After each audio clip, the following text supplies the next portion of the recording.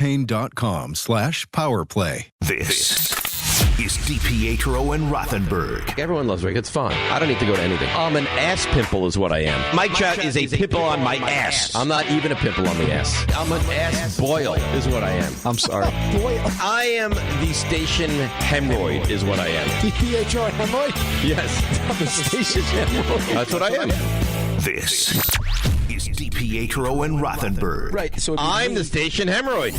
Morning Start with DiPietro and Rothenberg. Weekdays from 6 to 10 on ESPN New York and streaming live on YouTube. The New York City Department of Correction offers countless career opportunities, from specialized units to leadership roles that support public safety and change lives for the better. It starts with one step: registering for the New York City Correction Officer exam. Earn over $109,000 after just 5.5 years. Benefits on day one, job security, pension at any age after 22 years of service. Go to nyc.gov/joindoc or search Join DOC. One career, many opportunities. Registration ends in 2 weeks. Take the test. Hey, this is Jalen Brunson. Jalen Brunson for three. And this is your home for New York Knicks basketball. This is 880 ESPN. WHSQ and WCBS-FM HD2, New York. Don. There's no tush push if you're not pushing the tush. Hahn. I want you protecting my blind side. And Rosenberg. When I was 7, I was riding shotgun and smoking cigarettes. This isn't North Dakota. This is New York. This is Don, Hahn, and Rosenberg. The best threesome I've ever heard. On ESPN New York and streaming live on YouTube. 301 of the big city. Don, Hahn, and Rosenberg on another gorgeous Tuesday afternoon. And we've got 3.5 hours of a show. Lead you into the Mets and the Tigers over at Citi Field at 6:30. How's everybody doing? Hi. I'm doing great. Beautiful day today. You know, we'll get into the Yankees' plight. All of a sudden, 4 straight losses. Mets call up a Ewing just because it felt like it's a Nick town now. So, of course, they're calling up a Ewing, but it's their second best prospect. They go on a run. That's it. Now you know what the thing is. Now you know what the thing is, right. Now, is he wearing 33? Because that would make sense. He's wearing Nimmo's old number 9. Oh, well, now you don't get it. You don't get it. Put 33 on the jersey. What are we doing? Well, 34, one up your dad. I would do it. No. 33, orange and blue. Yeah, but it all makes he's sense. a white guy half the size of Patrick Ewing. Well, so don't let the facts get in the way of a fun I know. story. I hear what you're saying, but you know what? The Mets have Listen, symmetry is not their thing. You know, like I said, if it's a Hawk Tua, if it's a sure, you know, if it's Grimace, they that's fine. Mm-hmm. When it makes too much sports sense, then you know, then they get lost in it. But we'll get into the baseball in a little bit. We'll get into what might have been LeBron James' last game as the Thunder make it 8-0 to start the playoffs as they sweep out the Lakers. I don't believe it's LeBron's last game, but it could be his last game as a Laker. We'll discuss that. Talk about it Tuesday at 4:30, ENN at 6. But things continue to break the Knicks' way. You know, if you want to talk about symmetry, we've already talked about the 136 points they've scored in the wins above the opponent and all that, and how well they've played with 7 consecutive wins in the playoffs, which is a franchise record. There's also the symmetry. When you need something to happen, it seems to happen, right? Yeah. And, you wanted the Celtics out. They were out, and they had to play 7 games, the winner of the last series. Well, guess what? Your opponent in the next round is likely going to play 7 because the Cavs win. They force at least a Game 6, which means we won't play until Tuesday. The Knicks will have a full, 9 days off, I guess, like Sunday to the following Tuesday. I guess 8 days technically off before their next game. So but more important than that is that the Cavs and Pistons look like they might be set up for an historic battle that also benefits the Knicks from what condition will the winner come out. And the reason I think it's going 7 is, have you noticed the Cavs, undefeated at home, haven't won a game on the road in the entire playoffs? Yep. So if that holds form, they'll lose Game 5 at Detroit, win Game 6 in Cleveland, and they'll be a Game 7. So really, guys, every time the Knicks have needed something in a game, in a moment, from an opponent outside of their own, it seems to be breaking the Knicks' way here. And that's usually what is part of the story, is like things just happen to be going your way, and you are that team. And so they, watching last night's game also, as you always, look ahead to see what the opponents are going to look like, what you got to deal with, how do you match up. It really blows my mind. Cleveland Donovan Mitchell is a special talent. I mean, that's not a hot take. And he detonated in the second half in an unreal third quarter, turned the whole game around. But every time they seemed to have control of the game, they kept giving it back. So the Cavs have their own problems. Then the Pistons, when they're at their worst, they're turning the ball over constantly. Cade had another bad game, and a lot of it has to do with turnovers. Bad passes, losing the ball, just doesn't like it when help defense comes. So as you're looking at them and you're trying to see the matchups and stuff, you said it, Don. I think from now on, I will live in that world. Next season, I will start living in that world. The regular season doesn't mean squat. Nothing. Don't give me this is what happened when the Knicks played the Pistons, because that Pistons team, that ain't the same team. And this Knicks team is not the same team. Throw all that stuff out. You were right. I wanted to be right because I felt like the regular season was always used to the convenience of your argument. Yes. You know, when you beat somebody, we should be able to play them and beat them because we beat them in the regular season. And then when they crush you like Detroit did to the Knicks, it's like, well, the regular season doesn't mean anything. Well, it meant something when you played Boston, you beat them 3 out of 4 times, but it didn't mean anything when you lost to Detroit. And that's the way it'll work here. If the Knicks lose to Detroit, it'll be, well, look, we should have looked at the regular season. They couldn't beat them in the regular season. Why did we think we beat them in the postseason? But if they win, the regular season doesn't mean anything. The fact is, of all sports change in the postseason. Because everything's now equal for the most part, and it's the best of the best. It's supposed to make the playoffs. So I think that's the way it is in the NHL. We've seen history in Major League Baseball. The 88 Mets only lost 1 game to the Dodgers in the regular season. They played them 11 times, beat them 10 because there was a rain out, and they end up losing to them in the playoffs. Right? It just happens. Yeah, it's all situational during a regular season. What was the second game of back-to-back? What was like that? Look, the Knicks and Sixers this regular season, great example. They were 2-2 against each other. Both teams won on the other team's home court. The Knicks won both games in Philly. Philly won both games in New York. As you look deeper into it, the 2 games in New York was the second game of a back-to-back for the Knicks. Mm-hmm. So they were coming off the road and having to play that game. What kind of condition were they in? Right? So it's not a level playing field. So there's a lot. And then who was not playing in one of the games? Josh Hart didn't play. In another game, there was no Paul George. In another game, there was no Embiid. Right. So really, when you look at it, it wasn't our best versus their best. So how do you really put that much stock into these matchups? You can't. So all the regular season is not about how teams match up. Very rare do you get the true our best versus their best. What you do with the regular season is like what the Yankees need to do, which is stack all the wins you can, no matter who it is, get to a position where you're in a good spot in your playoff bracket, and then when the playoffs come, hope you're healthy and hope you can win the matchups you get then. And also, let's be honest, we've all been to the Garden, Yankee Stadium, MetLife, whatever venue. Yeah. And for a regular season game, and I know I've done it when I did Rangers, you'd get like a Tuesday night against Columbus. Be like, man, it's dead in this building. That's a good point. I mean, you've stayed with the Knicks. Knicks Grizzlies on some random Thursday. You're like, boy, there's no energy in this building. Yankees, are taking on whoever on a Wednesday night. It's like, yeah, but come playoffs, no, there's going to be an energy. There's going to be a vibe. There's going to be something going on that's going to just change everything because it's the playoffs. So, of course, the playoffs should be different. And I think of the 4 major sports, the one where I think there is carryover is the NFL. Because everything usually is even. Great point. Because it's 1 week. Maybe you catch a team off a bye. Yep. Maybe there's an injury. But I do feel like if I killed that team in the regular season, I'm probably going to beat them in the playoffs. But I think in hockey, basketball, baseball, it's a completely different animal. I don't think using the regular season. It's a nice guide. It's a nice sample. How do you it's do not that? anything. How do you do that when one of the teams involved literally became a completely different team? So you're talking about they are the same 2 teams. Well, one of them's the same team, right? I mean, Alan, Detroit is basically giving you what Detroit basketball gave you throughout this season and last. This New York Knicks team that you've been watching over the last 7 games barely resembles the team we were watching in March and into April. Yeah. So I don't really, while obviously, Bickerstaff and company will know the DNA and the personnel, They don't know what it's going to feel like to play this Knicks team because this is not the Knicks team that they ran circles around all year. Just not. It's a different look.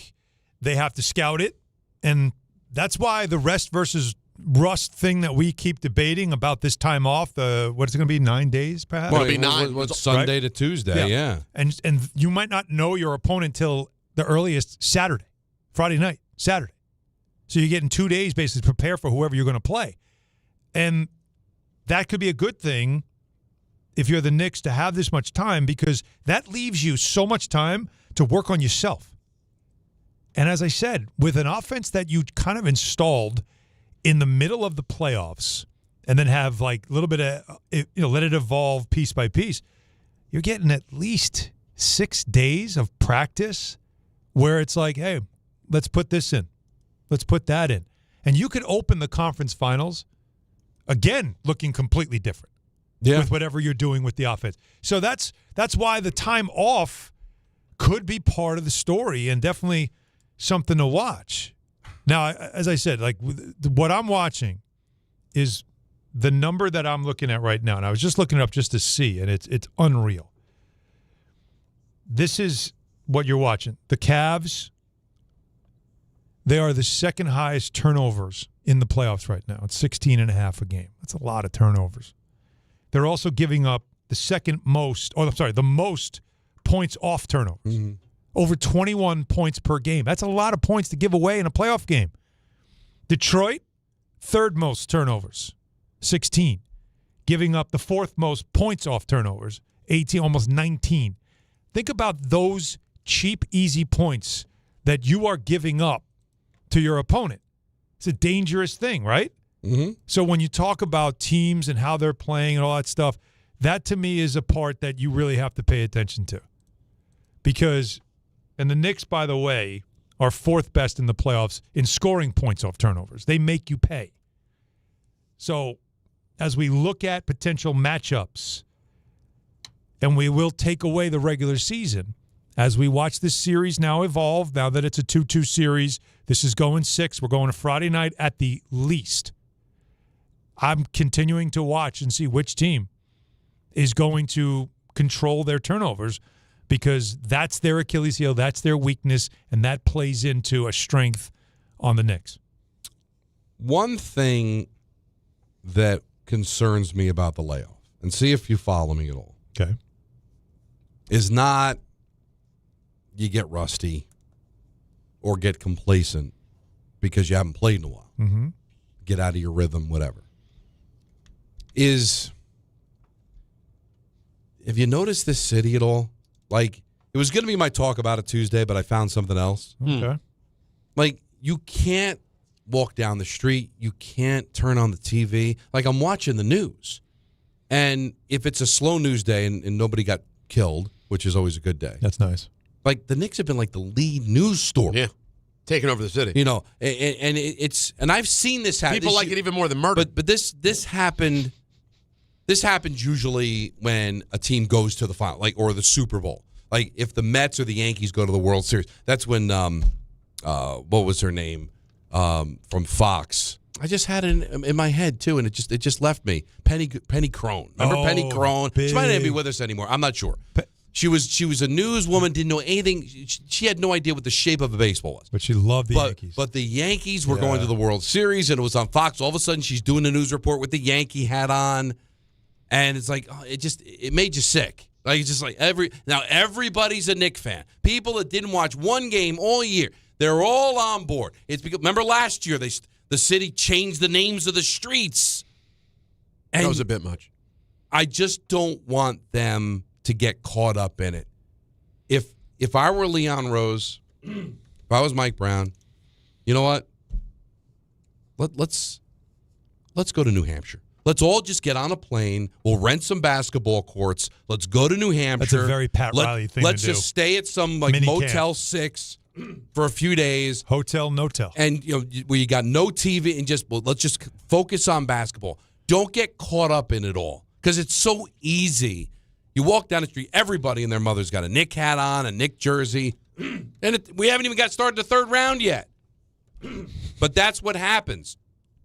It takes over the town, and I just wouldn't want the guys to get caught up in it because they're only halfway there. That's the only thing that concerns me. But could you use the time? You said Pat Riley. Wouldn't that be a good idea? It's a very Pat Riley thing. Let's find some place in Crabapple Cove, Maine. We'll rent a couple of basketball courts. It's nice up there now. And just go and just focus on basketball. We'll keep an eye on what's happening in the Piston Cavaliers series so we know who to get ready for. And then next Sunday, come home, go to a hotel. Lou used to do this, too, with the Devils back when they make their runs. They never were allowed to go home. They always stayed in a hotel. Even when they were home, he'd book a hotel by the Meadowlands.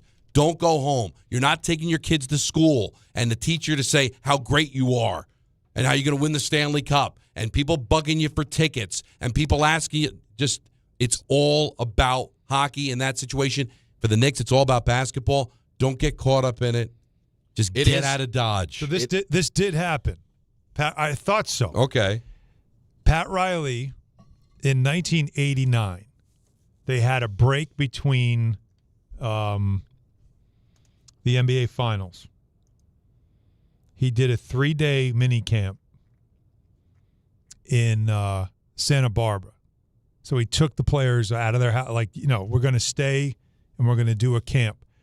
And you remember that Finals, Magic Johnson had a hamstring injury, cost him, and the Pistons won. And some people blamed this, 3-hour practice boot camp type stuff. They blamed Pat Riley for it, that it was too much. He was trying to kind of keep them locked in and toughened up because, that was three-peat time. I'm not worried about a boot camp. I don't need a boot camp. No, you just want to get guys out of New York. I just want you to just get out of Dodge. I don't want people telling you how great you are. Right. I don't want people hounding you for tickets. I don't want, we're going to beat the Thunder. We're going to beat the Pit. I don't. No, even going to eat at the trendy restaurants right now where people can gas you up. Listen, here's the one part we do have to admit, though. And Al and I talked about this some yesterday. You can say it's great. They're getting to rest. But what we're all talking about here is it does create a minefield. The 9 days does create. There's some landmines you got to avoid. Something now. that you got to keep yourself busy. You got to stay busy while staying focused and staying in some sort of zone. That's not nothing.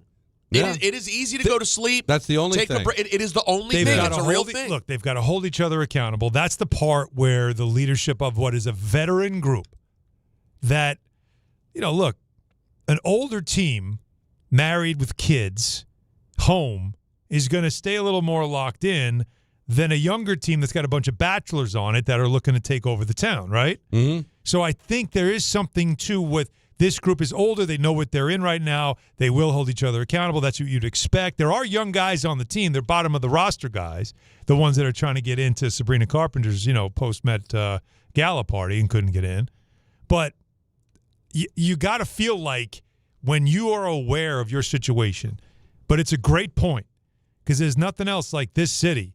When you're rolling and every door opens, every velvet rope suddenly pulls aside, every table's now available for you. How many people take advantage of that and get into it and then get lost in it?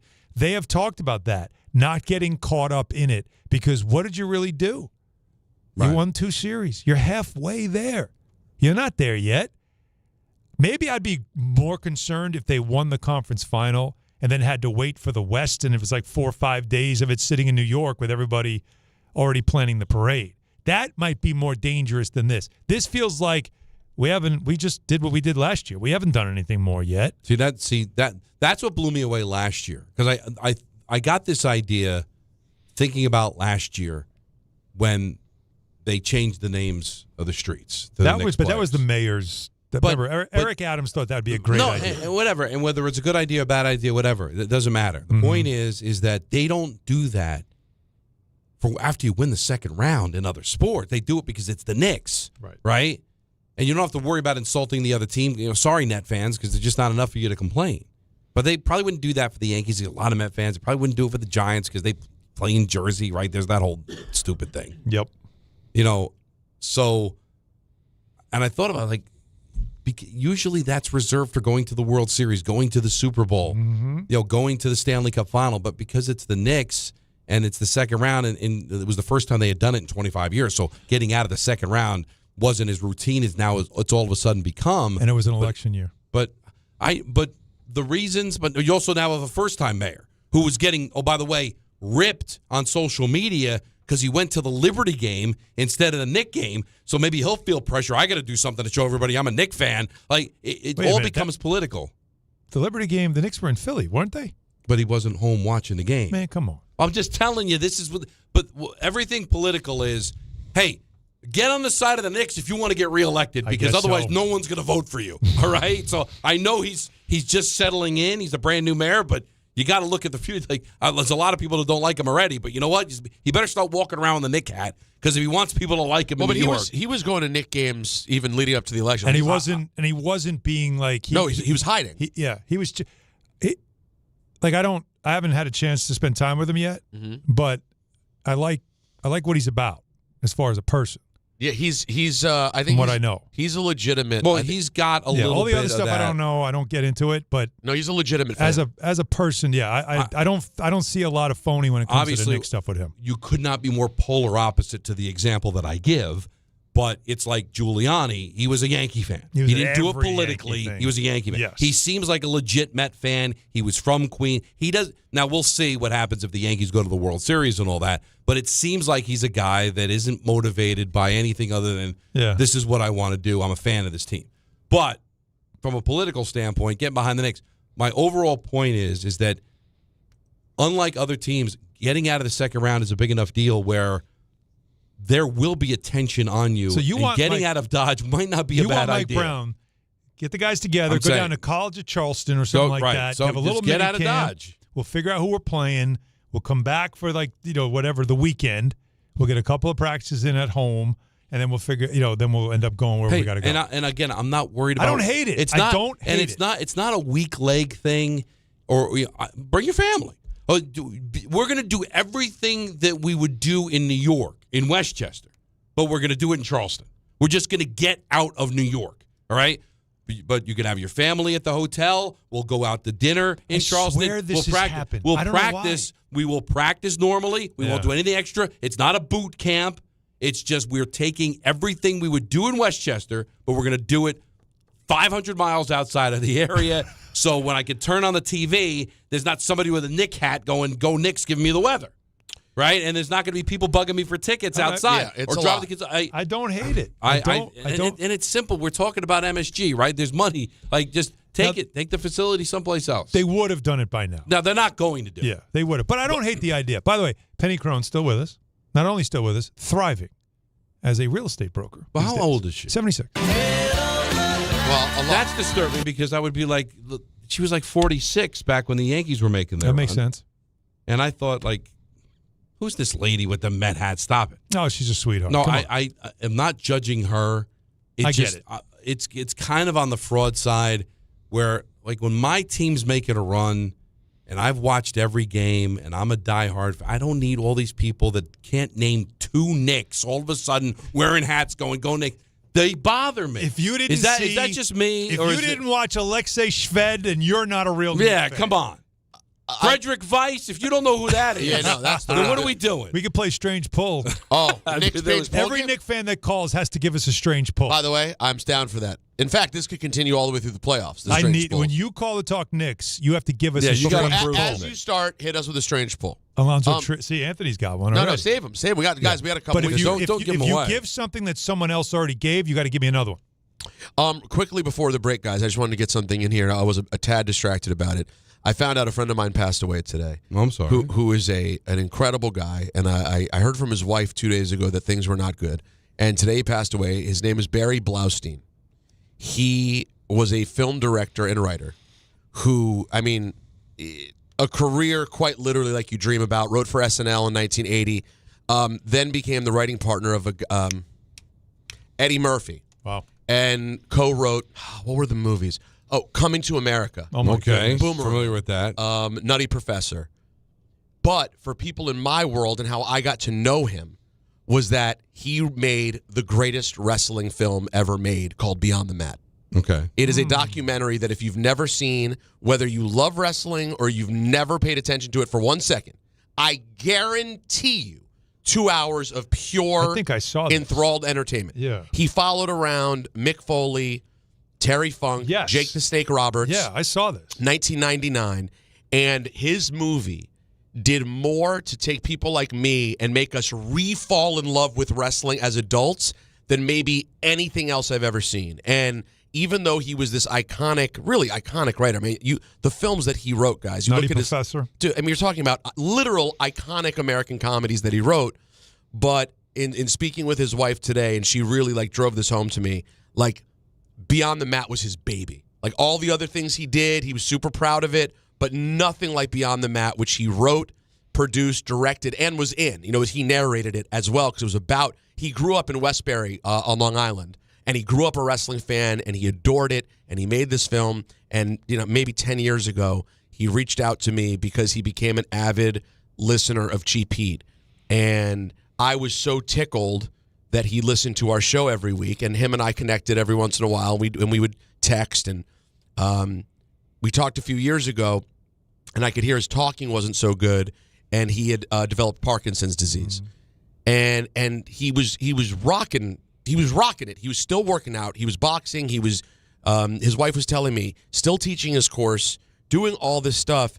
And then a month and 4 days ago, he got a pancreatic cancer diagnosis. And he died in a month. And so she reached out to me on Sunday, and she basically said, we're running really low on time here, and I wanted to tell you, and if you want to, you know, if you wanted to kind of say your goodbyes on Cheap Heat, he's still listening. Like, he's not communicating that much anymore. Like, it's getting rough here at the end, but, like, your podcast is, like, part of his week every week. Wow. And that was on Sunday. And then she wrote me this morning and said that we lost him. So we didn't get to say goodbye, which is selfishly for me just upsetting and a bummer. But the world lost an awesome guy, a great filmmaker, and a lovely man from Long Island. If you get a moment, go check out Beyond the Mat. You'll enjoy it. And, rest in peace to my buddy, Barry Blaustein. Yeah, great guy. All right. Our condolences to you and, of course, to his family. That's rough to hear. And I'm just looking at IMDb and seeing all the people that are in it. And it came out in 14, right? 2014. No. It came out in 99. Beyond the Mat? Yeah, that was a long All time. right, I then remember watching that. there's another Beyond the Mat. No. This one was 99. Yeah, 99. Okay. You never seen it, Don? No. Oh, I can't believe your brother hasn't made you watch it. I'm sure. You will love it. You will love it. I cannot believe he got cameras backstage under Vince McMahon's WWF in 1999. My friend Noelle Foley, Mick Foley's little girl, is a 3-year-old, and she watches her dad have, what is it, Jacob? It's a Falls Count Anywhere. I forget it's Falls Count Anywhere or a Last Man Standing match. Yeah, a bunch of chair shots. And Mick she watches her dad take all these chair shots from The Rock. And my friend Noelle, who's now like a 30-year-old woman, she was at the wedding. She was like, she's in tears as a 3-year-old. And they captured it all. And then you see The Rock coming up to her afterwards. And, like, it just shows wrestling in this way you would have never, ever seen. I'm glad you've seen it. Remember, it's a special movie. Yeah. So, anyways, rest in peace to Barry. Yeah, 72 years old, so far too young. Yeah. But amazing career. 1-800-919-3776. We're talking Knicks. We'll dive into the Mets and the Yankees a little bit later on as well. Talk about it Tuesday at 4:30. Ian and at 6. Don, Hahn, and Rosenberg, ESPN New York. Another dominating step towards a championship. The New York Knicks have redefined playoff dominance. And for the second consecutive season, the Knicks are on their way to the Eastern Conference Finals. I think that's really great to see our team in this mindset, the feeling that we got a lot more work to do. Inbound stolen by McBride, and then Brunson buries a far corner three.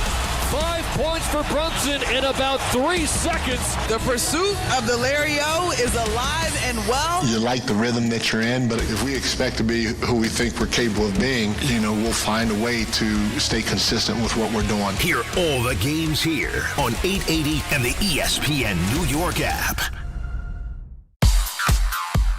And now let's take a look at the traffic with Brandy Scott. Hey there, guys. Good afternoon. Outer Bridge crossing for the Birds right now. Literally, we just had some geese picked up on the span heading into Jersey. All lanes were held for about a half hour. You're still stopped there from the Staten Island side. Bumper to bumper on the LIE eastbound, getting through Queens, hitting the brakes there between the BQE and the Cross Island. You stay a bit heavy on the eastbound side, moving through Nassau County, approaching Willis Avenue. Inbound George roadwork on the upper deck, just about 10 to 15 minutes using 8095. Looking good heading over to the outbound side. No big issues on the West Side Highway and Henry Hudson. Cross Bronx westbound, solid from White Plains Road on through. Outbound Lincoln and Holland tunnels, just about 20 minutes each. This report is sponsored by Mothers Against Drunk Driving. For victims of drunk and drug driving, your grief is unique, but you're not alone. You always have a place at MAD. Visit mad.org. I'm Brandy Scott on 880 ESPN New York.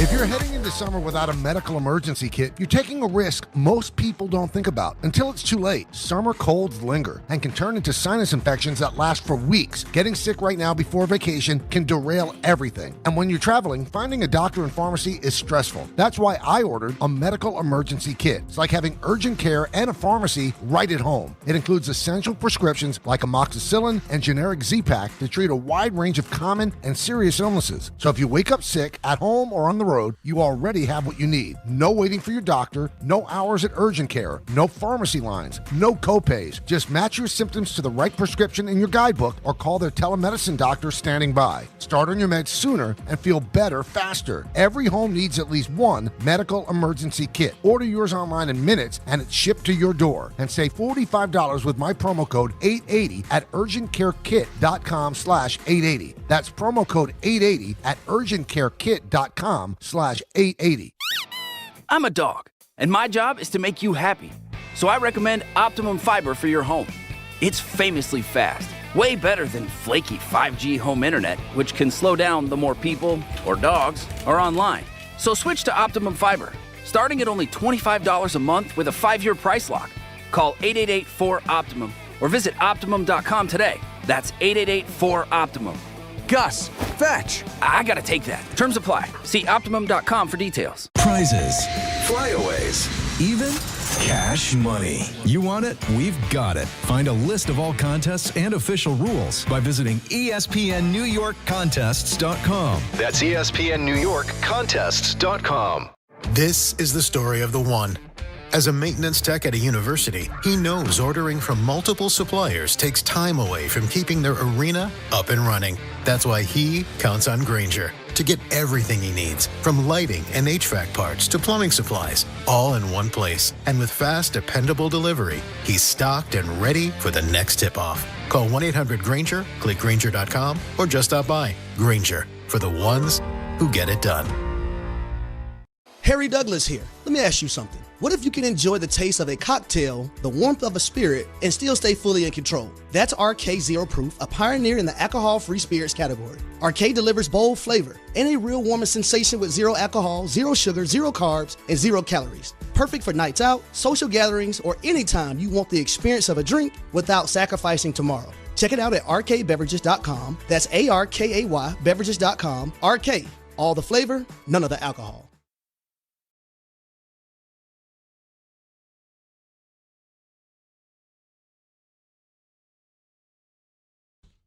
Volpe back, called up today by the Yankees. That's good news for him.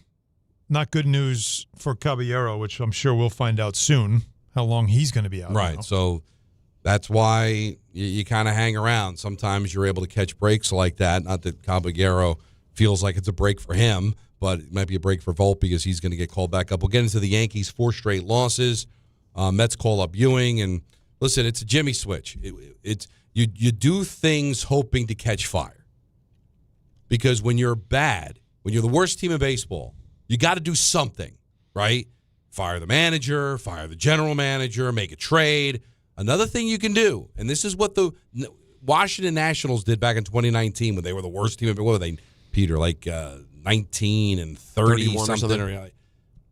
They called up Juan Soto. And how'd that work out? It worked out very well. So there's little things that you do. They don't want to fire the manager. They're not going to fire the general manager. Now, it's probably too early to make a trade of any consequence right now. So they'll call up Ewing, see if that kind of sparks something here. But the Mets still 10 games under 500. We're talking about the Knicks and the break that they caught last night, guaranteeing that the Cavs-Pistons will at least go 6 to Friday. And we now know that Tuesday would be the beginning of the conference final. Now, the NBA hasn't said that officially yet, but it's hard to believe that you would do that quick of a turnaround. But it all depends, too. You're going to need a game on the weekend. If you don't get any Game 7s, you're going to need a Game 1 somewhere. Sunday. So Sunday. So you could go Friday and then make whoever wins Friday turn around Sunday. Come and play Sunday. I think they would. It could happen still, but it feels unlikely because but nothing on the weekend. That Minnesota Spurs, that Minnesota San Antonio series feels like that's a game tonight to watch. That feels like it might go the distance. But here, Jared Schwartz of the Post did the research. Teams having 5 or more days of rest between series, there's been 201 instances of it. So I guess this will be 202. In Game 1s, the record for those teams that had 5 or more days rest was 113 and 88. In the series, 124 and 77. It's pretty good. So it feels like the rest versus rust. Rest generally wins. Yeah. I guess it depends on the team and the circumstances. But well, if you're getting that much time off, it means you probably swept your first round, which means you're probably a good team. You're right. You're a good team. Yeah. And the team that you're playing had to go 7, so maybe they're not as good. That's not always the case. Yeah. Sometimes but this early, if you're getting a matchup that's closer to you, it probably means that you weren't as good. And it just turns out that, the Pistons, they're a 1 seed. They should have wiped the floor with Cleveland, right? But they're not. Cleveland, crazy. Undefeated at home. Can't win on the road. Yeah. So that just reeks of a possible 7-game series. So would they go Tuesday, Friday, Sunday? Would they do that? Would they take even a bigger break between 1 and 2? Would they go Tuesday, Thursday, Saturday? I think they go because they want to alternate. Yeah. Because you'll have one night East, one night West. They're going to do that. The ESPN has the East, by the way. So Mike Breen, the voice of the Eastern Conference Finals. So the Knicks are going to Knicks fans get to hear Mike Breen, which is a treat. I think it would be every other. I don't think you're going to see breaks in between like that. They want to have them aligned so that each night there's a game. Yeah, and I'm sure you know this, but maybe you're new because you're excited about the Knicks run, is that obviously if it's the Pistons, it would start on the road. If it's the Cavaliers, Game 1 would be at Madison Square Garden. 1-800-919-3776. Let's start it all off with Billy, who's down in Florida. You're on Don, Hahn, and Rosenberg. What's up, Billy? Guys, thanks for taking my call today. Really appreciate it. Go Knicks. Been a fan my whole life, and give me a strange poll. Yes, we need a strange poll. Give me a strange poll. Give me a strange poll that only a Knick fan would know. Okay, 1994. I was talking with the doctor I worked with. We were talking about when Charles Oakley tore his cornea and was guarding the Hakeem Olajuwon, blinded basically in his eyes, putting up one of the strongest fights I've ever seen that guy put up in his life. Right, that's pretty good. Where we're talking more about just give me a name, like an obscure Knick that you watched that proves that how well you know Knicks history. Oh man, Herb Williams is the one that I always think of. I remember Herb. That's good. Herb was one of my favorites as a kid. He's a great human being too. Love Herb. Okay, good one. Absolutely. Go ahead. What do you got, Bill? Not quite strange. So one of the things I want to try to stay as optimistic as I can, and I compare what we went through last year. The rust versus rest. Rust killed us last year, and we watched our team basically fall to what I thought we were better than, a Pacers team. And now we're in the opposite opportunity here to really, take some time off and sort of, go at it with the next round. And, I also look at the fact that we've had, I think, 3 or 4 games so far, even in this playoff run, where we haven't seen starters touch the floor in the fourth quarter and come out and do what they're doing. Correct. Yeah, so I just think that with this team having so many options, I look at a team like OKC, and I don't want to get ahead of myself, but I feel like there's a destined matchup between two teams who are built to go far into their benches, and that allows you to go far into this playoff. as this game goes on, the series goes on between Cleveland and Detroit, if I was a Cleveland or Detroit fan, I'd be sitting there holding my breath every game going, we're going 7. What happens if I have an Aaron Nobley type guy that pulls his hamstring or does that? So I want to take care of business. I want to get it done quickly. And I think this team has shown you that even in the current playoffs, we've sat guys in the fourth quarter, and they come in that next game, and they're just swinging and ready to go. Thanks, guys. All right. Well, listen, everybody would like it be over quickly. I just get a feeling that this next round is going to be a beast, no matter who it's against. I don't respect Cleveland. I don't think Allen or Peter as a do city, either.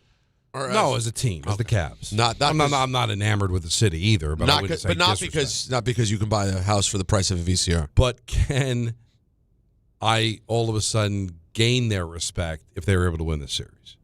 And look at them differently if they're playing in the conference final and came back from 2-0 down. And let's say they win a Game 7 on the road. Like, haven't won on the road the entire playoffs, but in Game 7 in Detroit they win. Can all of a sudden they earn my respect? Yeah, I think they could. And kind of change the narrative for them? Mm-hmm. It's possible. They win tomorrow night. They get their first road win. They're in full control. Yeah. Then they wrap it up in 6. And this series, this hasn't been where Detroit was wiping the floor up with them in the first 2 games. That game 2 was tight. Oh, they blew a 14-point lead, the Pistons, in game 2.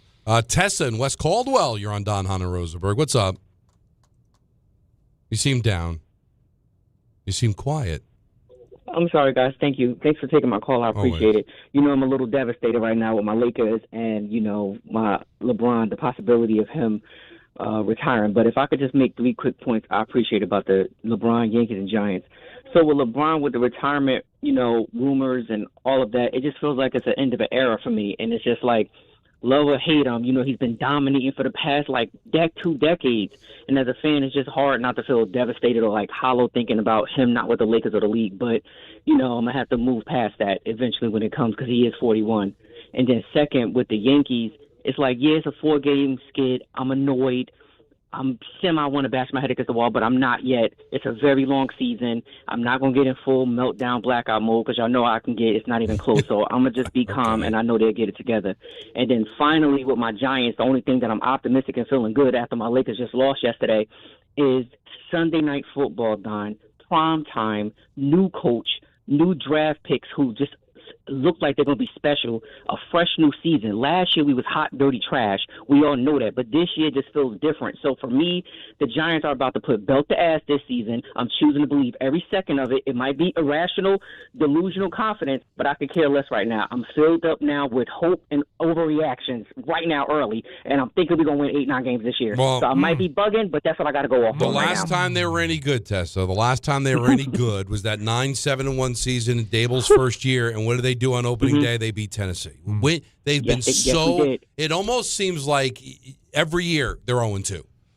Automatically 0-2. Destroyed by Minnesota, lose to Washington, that opening game against Dallas. Just win a game. Yeah. I don't care if it's 2-0. Just win a game. Yeah, it's Dallas. Yeah, it's prime time. How about winning on opening day? And taking a good step forward. That would be nice, right? Yeah, of course. Well, you feel like you've got a head coach that you feel like will have you organized and ready, right? Like you got to feel that way. A coaching staff. No chocolate serve against the Cowboys. Oh God, no! You can't have that. Really right down your leg. leg. Not wearing white pants. Oh, we got a couple of people with some strange Nick polls. Yeah. Oh, the last caller just didn't understand. No, he punted. You got to give me a name that only a diehard Nick fan would know. Yeah. Can I make up for him? We've thrown a few out. You want to make up for the caller? Oh, yeah. What do you got? I got a Michael Doliak. Don't give more than one. You can't just start throwing these out loose because then we're already stealing. And no repeats. No repeats. Michael Doliak. That's it. There you go. That's right. Now, you win, and we can't get that. Yeah. And I didn't even cover him. If Jared, here's the rules, and if I'm leaving it up to you, then you can play the music. Herb Williams didn't deserve the music. No. But the strange poll music, if it is somebody deserving, I have it ready. You'll have it ready. Okay. Yeah. No, I'm a good arbiter of it because if I don't know it, it's definitively a strange poll. Of strange poll. Yeah. Speaking of strange polls, how's Rings End doing? Yeah, Rings End is doing great. What I'd like to do is be able to one day pull open this beautiful French door There and you walk go. out to the pool. We are in the process, of course, of having some work done at the house. And my contractor, Michael, he's working with my Rings End project manager, Andrew. And the door ordered, on its way. We're getting ready for that part of it. Because I'm so busy, this whole project's not going to start till after the NBA Finals. That was a must. I wanted to clear my schedule. But Rings End is a big part of this. So why Rings End? Because they work with pro contractors like my guy, of course, Michael, who build and remodel for a living. Pros trust them. I trust them. And I'm letting you know that you can too. Now, they have premium brands and things, not just indoors, windows too, decking, paint, lumber, kitchen, all the stuff that you need to update and upgrade your home. Now, they do it right. They don't do it over. They're not a national chain either. They have regional expertise. They know your area well. They have 8 full-service lumber yards in Connecticut and Westchester County and 12 freestanding paint centers as well. They've been around a long time, family-owned and operated since 1902. And if you can't make it to a store, you can always shop online. Go to ringsend.com. That's ringsend.com. More of your calls, 1-800-919-3776. Don, Hahn, and Rosenberg till 6:30. Then it's Mets baseball on ESPN New York. Another dominating step towards a championship. The New York Knicks have redefined playoff dominance. And for the second consecutive season, the Knicks are on their way to the Eastern Conference Finals. I think that's really great to see our team in this mindset, the feeling that we got a lot more work to do. Inbound stolen by McBride, and then Brunson buries a far corner three. 5 points for Brunson in about 3 seconds. The pursuit of the Larry O is alive and well. You like the rhythm that you're in, but if we expect to be who we think we're capable of being, we'll find a way to stay consistent with what we're doing. Hear all the games here on 880 and the ESPN New York app. D'Agostino Law Bite Back. This is John D'Agostino from D'Agostino & Associates. Did you know Social Security takes money out of every paycheck you earn, paycheck after paycheck, and you're not supposed to touch that money until you're 67? What if you can't work? What if you need that money now? The system is challenging and most people get denied. That's a fact. D'Agostino & Associates has the experience to win, and we win a lot. If you filed for Social Security disability benefits and were denied, let us appeal. Call us first at 1-800-BITE-BACK. Bite back means fight back. 1-800-248-3222. We'll fight to get you paid. D'Agostino & Associates has offices throughout New York and New Jersey and handles Social Security disability claims and appeals. Remember, if you've been denied, call us first. 1-800-BITE-BACK. That's 1-800-248-3222. D'Agostino & Associates. We win a lot. From your neighborhood stop to the city and back, New Jersey Transit keeps your day moving. Reliable, convenient, and ready when you are. We're on this ride together. So keep aisles clear, use headphones, and be mindful of fellow riders. Small actions make a big difference, especially during travel times. New Jersey Transit. Ride together, ride better. Plan your trip at njtransit.com. This is the Michael K. Show. The Yankees are a really, really good team, but there are flaws. Is it doom and gloom? Of course not. But there are things that can be improved, and I'll give you a list of them. The bullpen does not have a lot of swing and miss in it. The offense out of catcher is an issue. And another guy that has not performed up to his capabilities, and I have to get more out of him, is Jazz Chisholm. The Michael K. Show. Weekdays at 1 on ESPN New York and streaming live on YouTube.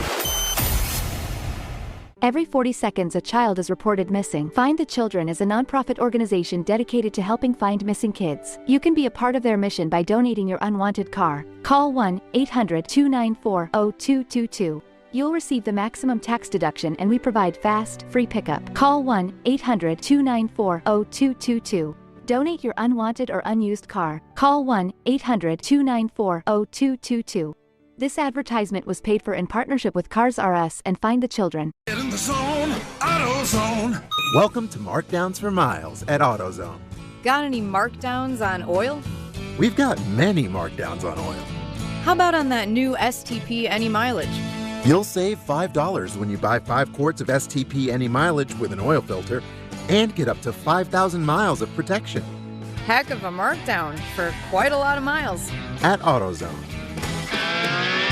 Get in the zone, AutoZone. Restrictions apply. Harry Douglas here. PayPal is now the official peer-to-peer payment sponsor of the NFL, which means all the money moments that fandom creates, whether splitting tailgate costs or chipping in on tickets and game day food between friends, are covered. Wherever the game is played or watched, PayPal moves with fans. You can send money through text, email, or directly to friends with eligible accounts on Venmo. Just download the PayPal app and share all the moments that matter. Account with PayPal is required. Not available in all regions where PayPal operates.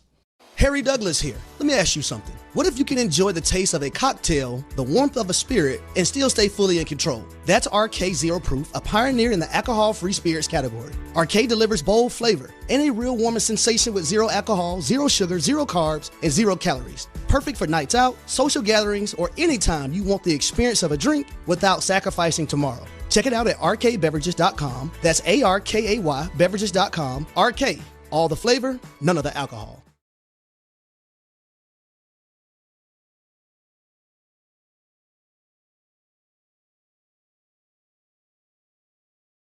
I'm big on having the right game plan. Anybody that knows me knows. Hey, Don, you always got a plan. You're all about and a plan. it's big.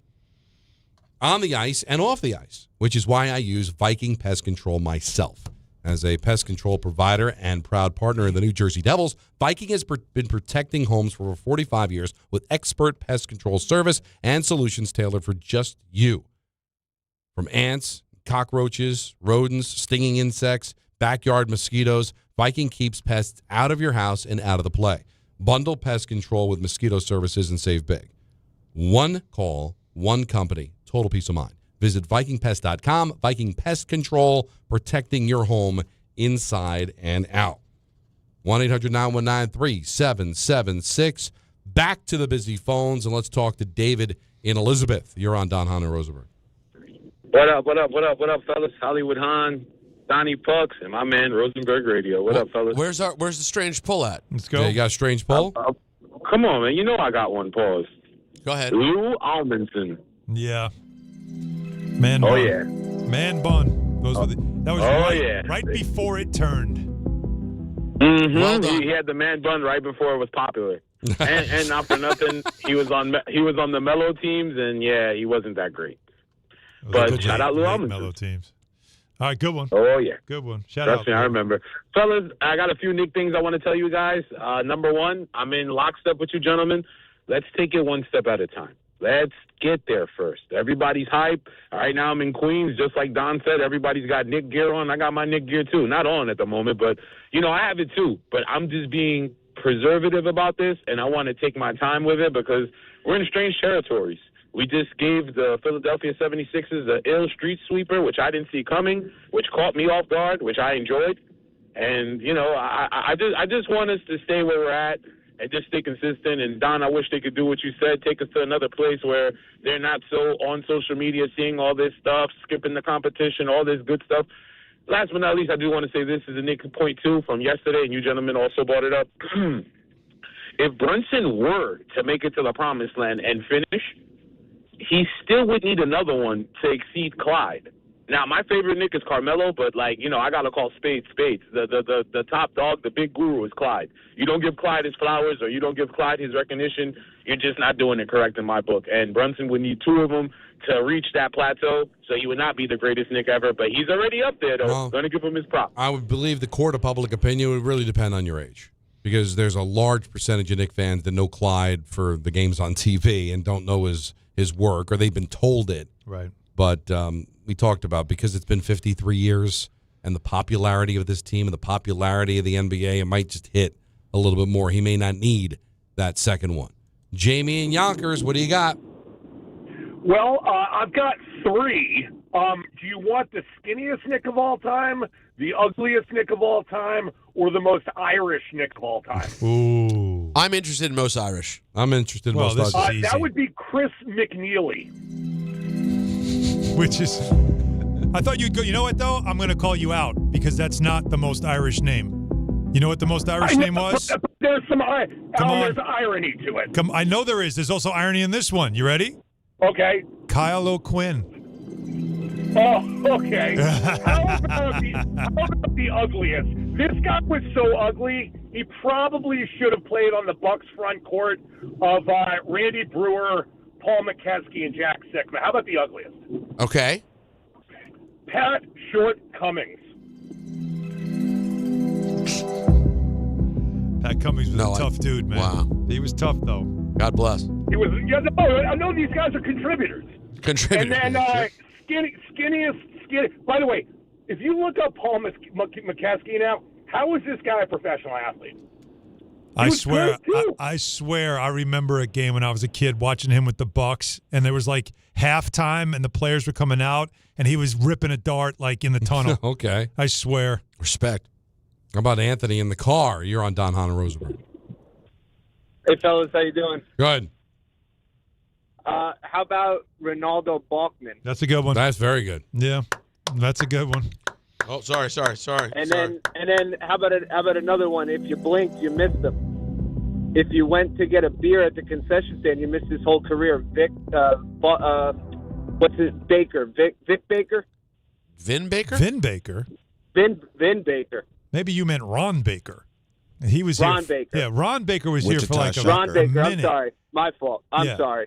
But Ron Vin Baker Baker was actually a really good NBA player who ended his career, I think, with the Knicks on one of those. Oh, Vin Baker was good. Yeah. Vin Baker in 04 and 05 was with the Knicks. Yeah. Famous for being Baker a buck. was the guy who was here for like 5 seconds. Didn't he go to Baylor or something like that? He went to Wichita. He was a shocker. That's right. He was, shocker. Not a shocker, was he? He was. But Vin Baker did play in 4 Knick playoff games in 2004. Well, you know what? That's not nothing. That was a memorable playoff series for the But Nets. I will say this, Vin Baker as a Knick. Yes, is a strange pull. That playoff series, probably Joe Leo wasn't alive for, but it's too bad he wasn't because that was the glory years for his team. Nets, that was not a good time to be a Knick fan. No, that was not. Yeah. But Ray Santiago texted me. Okay, what does he got? He had Iggy Brazdakis. How about that? Now you're. What year is that? Oh God, that's got to be like 2017. Yeah, like 16. 2019, around that time.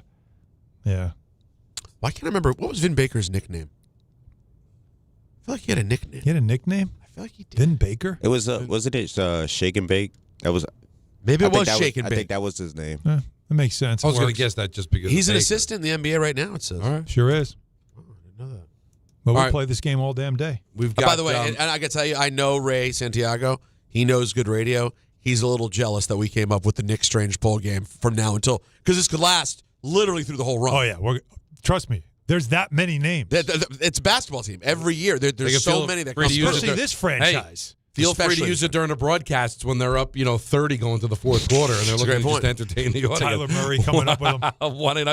1-800-919-3776. More Knick calls. We've got some Yankee news to pass along. Yep. We've got Talk About It Tuesday at 4:30. ENN at 6. Don, Hahn, and Rosenberg, ESPN New York. Another dominating step towards a championship.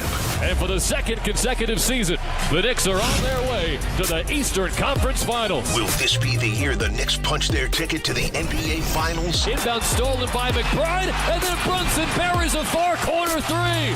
5 points for Brunson in about 3 seconds. Thanks to all our New York Knicks partners this season, including The Wellness Company, Dime Commercial Bank, Michelob Ultra, and Kia Motors on ESPN New York.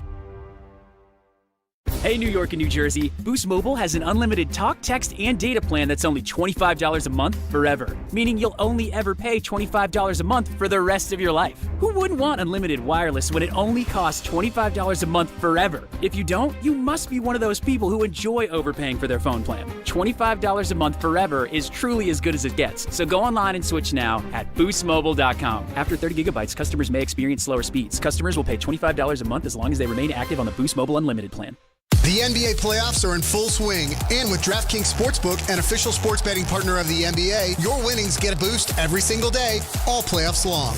Bet player props, bet live, from the opening tip to the final possession. Every bucket, every dime, every clutch takeover matters. And DraftKings Sportsbook keeps boosting you all the way through. All DraftKings customers can enjoy a profit boost every single day throughout the playoffs. Download the DraftKings Sportsbook app now and use code WHSQ to claim your profit boost. That's code WHSQ HSQ to get a boost every day of the NBA playoffs. In partnership with DraftKings, the crown is yours. Gambling problem? Call 877-8-HOPE-NY or text HOPE-NY 467-369. 21 plus, New York only. Eligibility and restrictions apply. One profit boost per customer per day. NBA playoff bets only. Bet restrictions apply and vary when offered. Max bet and boost vary. Boost only applies to winnings and expires at the end of the last NBA game each day. See terms at sportsbook.draftkings.com/promos.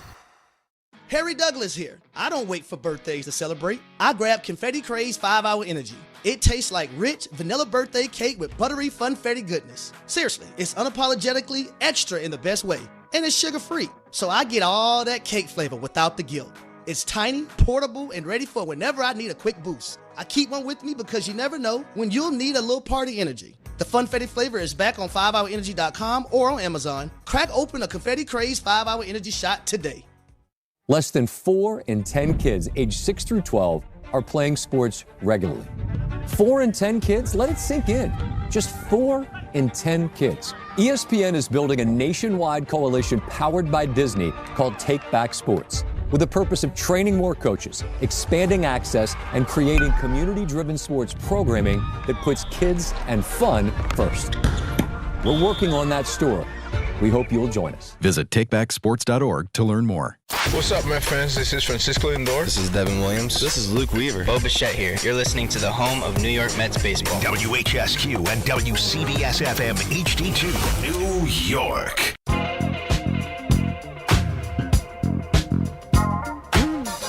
Game time is brought to you by Tullamore Dew Irish Whiskey, because when it is game time, it's...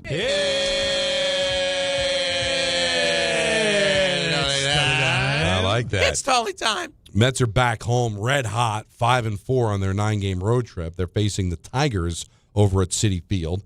That's going to be on right after us on 880 at 6:30. And A.J. Ewing is in the lineup, batting 8th, playing center field, making his Major League debut.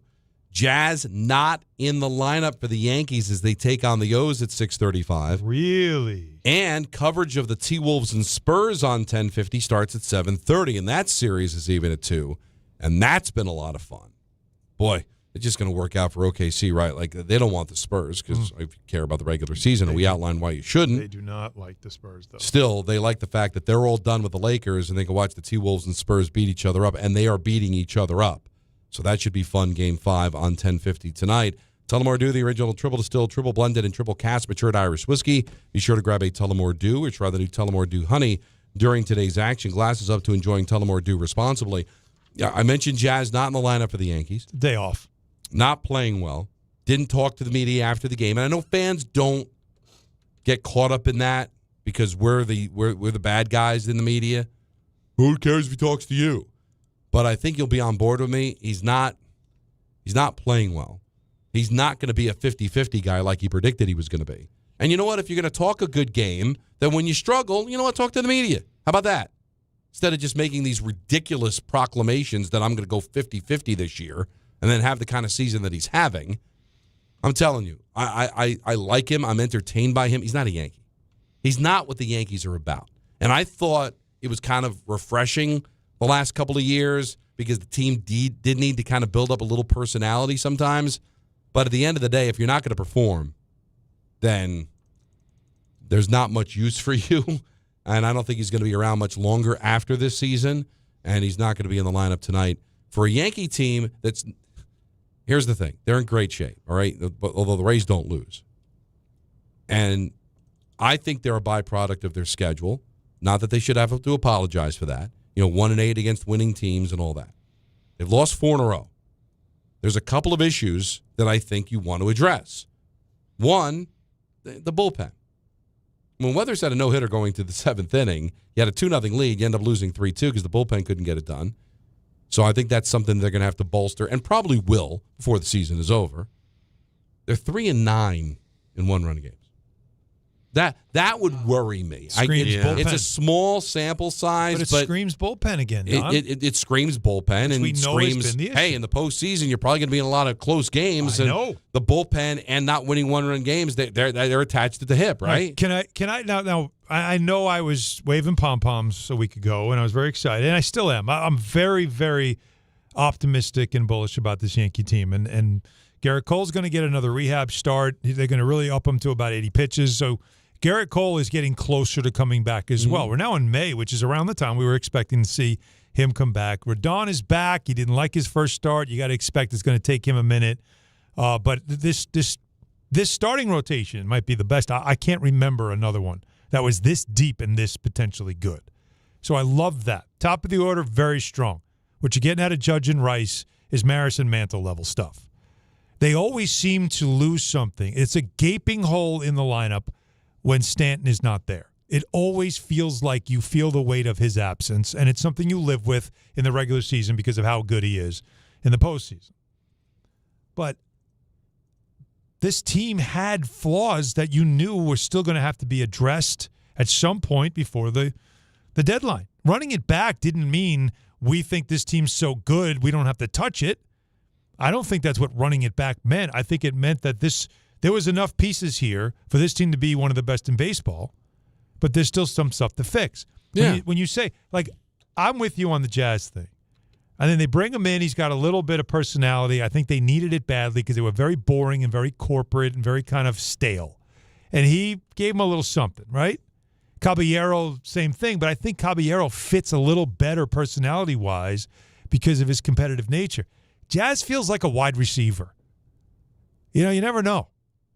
A couple of passes don't go his way, a couple of drops, and now all of a sudden I've lost him. I got to get his head right. Doesn't it feel like that with Jazz? When things are going well, Jazz is the happiest guy in the room. When things aren't going well, Jazz is suddenly the quietest guy in the room.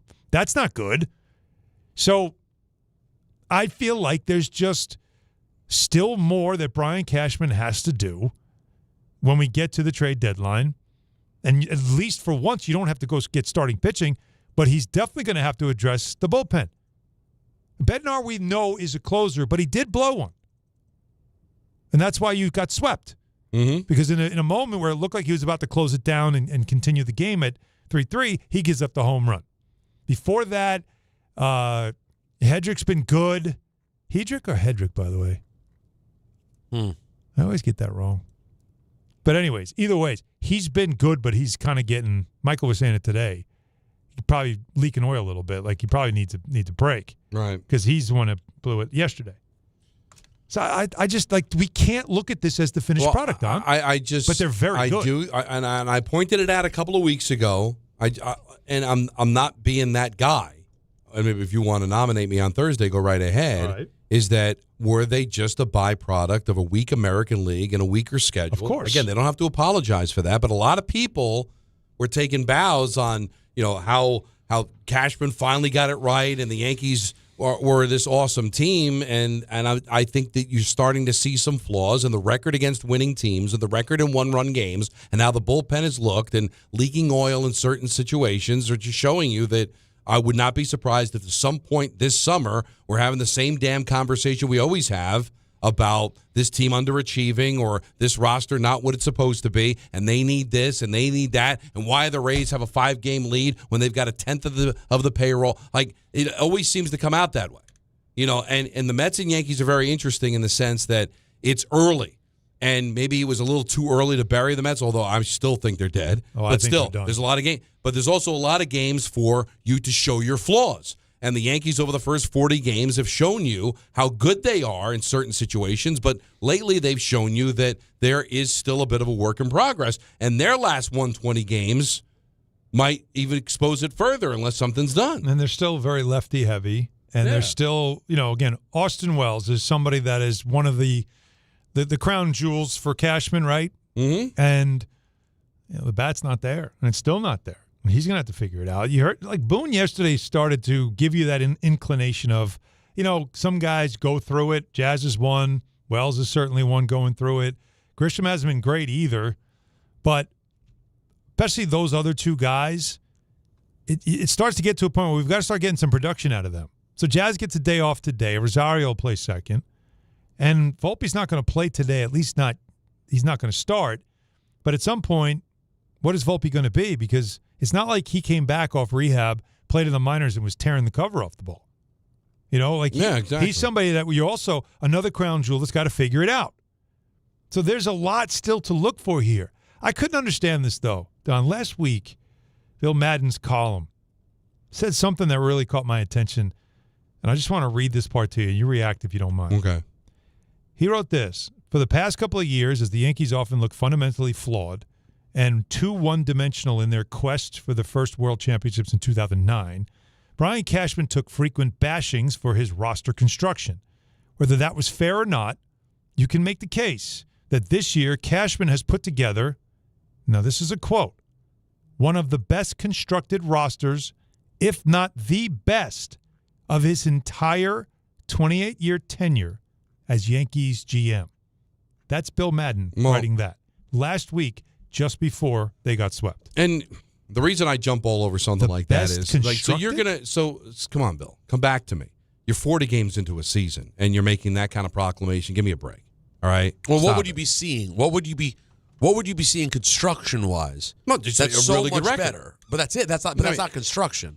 Right. That's just things are going the right way Listen, for right now. This is why Yankee fans, and I give them credit for this, even though I have a problem with how much they jump on Cashman, they probably feel the need to do that because there's a lot of people in the media that kiss his ass. They do. I don't understand this. And I think that's to balance it out because, well, the whole reason for it, and I'm not accusing Bill of this, but I think overall it's, hey, I can't lose Brian Cashman. He's the general manager of the Yankees, okay? But he shuts me down. How can I do my job? But all of a sudden, we're going to have a conversation. It's the best constructed roster in Brian Cashman's history, 40 games in. And then immediately after the article, you lose 4 in a row, and Jazz can't hit, and you got an issue injury-wise at shortstop, and Volpe, you can't hit, can't field last year. Now he's going to be probably forced to get a chance to play. When you sent him down to AAA, when you guaranteed us he was a ball player, the one thing I'll give him credit for, this starting pitching is outstanding. It's the best I've seen under Brian Cashman. But there's still flaws and there's still issues. But let's just all be honest. You don't remember me sitting in this seat and Alan sitting in that seat literally like 1 week ago, and I'm not saying Alan boasted about the construction of the team. No, but he was outright giddy. Yeah, I was like before very the show excited. started. Him and Anthony were literally in our meeting like finger guns, like it's the Yankees, baby. For the record, I've never done finger guns. Oh, not a big finger guns Don, guy. I don't know if you were in the room or you were out of the room that day, but they were like I never saw finger audibly. Yeah, definitely not a finger But I guns did guy. see him. Like, I guess it was a lot. When Elmer was pitching the other day. It was we a were day getting game, and fired up. Alan was like watching his feet were up and Clapping. Listen, They lost. They lost twice between April 17th and May 5th. They lost twice. And you guys felt really good. In fairness to the pro Yankee start, I don't think anybody realized how bad this American League is. Like all of a sudden how are we on May 12th talking about only 3 teams above 500 in the American League? 4, because Cleveland just got over. No, there you go. Yeah, there you go. But we could have a 22 and right. And fast forward 2 or 3 days from now, it might be down to 2 again. Right? I mean, so the Athletics are down to 21 and 19. I think this is why it's a the long baseball entire season. NL Wait a second. Central is better than the AL. Yeah. Well, the Reds are in last place and above 500. 22 and 19 in last place. Well, Pittsburgh is in last 22 place. and 19. Yeah, both 22 and 19. And by the way, the Athletics are 21 and 19. And they're in first place in the West. But no, I'm with you. I get it. That's why I brought it up 2 weeks ago. What I was enjoying, because you know what, I suffer from optimism. I'm really bad.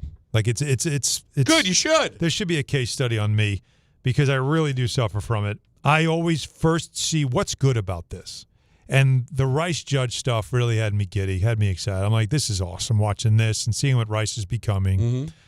And the starting pitching, loving what I'm seeing from that. You talk about the one-run game stuff. Again, this is why, like, Duvall and, God, so many names in my head right now. Bird, Hedrick. Yeah. Who else would you like to? Bird, again, like, he's got to let go. Like, he made some moves at the trade deadline last year for that bullpen. And the only thing that I could really take from it that was a success was getting a closer because you knew you didn't have one, right? So, even he did not have the greatest of weekends. No. But I still feel pretty good about him for what I've seen. And when he's in a high leverage situation, I feel pretty good about him. The rest of the bullpen, though, other than I trust Cruz. Other than Hill, I love Hill. Hill and Cruz are who I trust. Cruz is and I always felt like he was a bit iffy because he's so emotional, but he's been good. But for the most part, he's going to have to go figure that out again. And that's why you lose one-run games. Your starting pitching's good. Weathers gave you a start for once, and you couldn't hang on for that. Judge gave you a lead. You couldn't hang on for that. So you keep complaining about offense, which the bottom of the order we know has to produce. You can't have a guy get a double and then no one gets him over. It can't happen. We know this.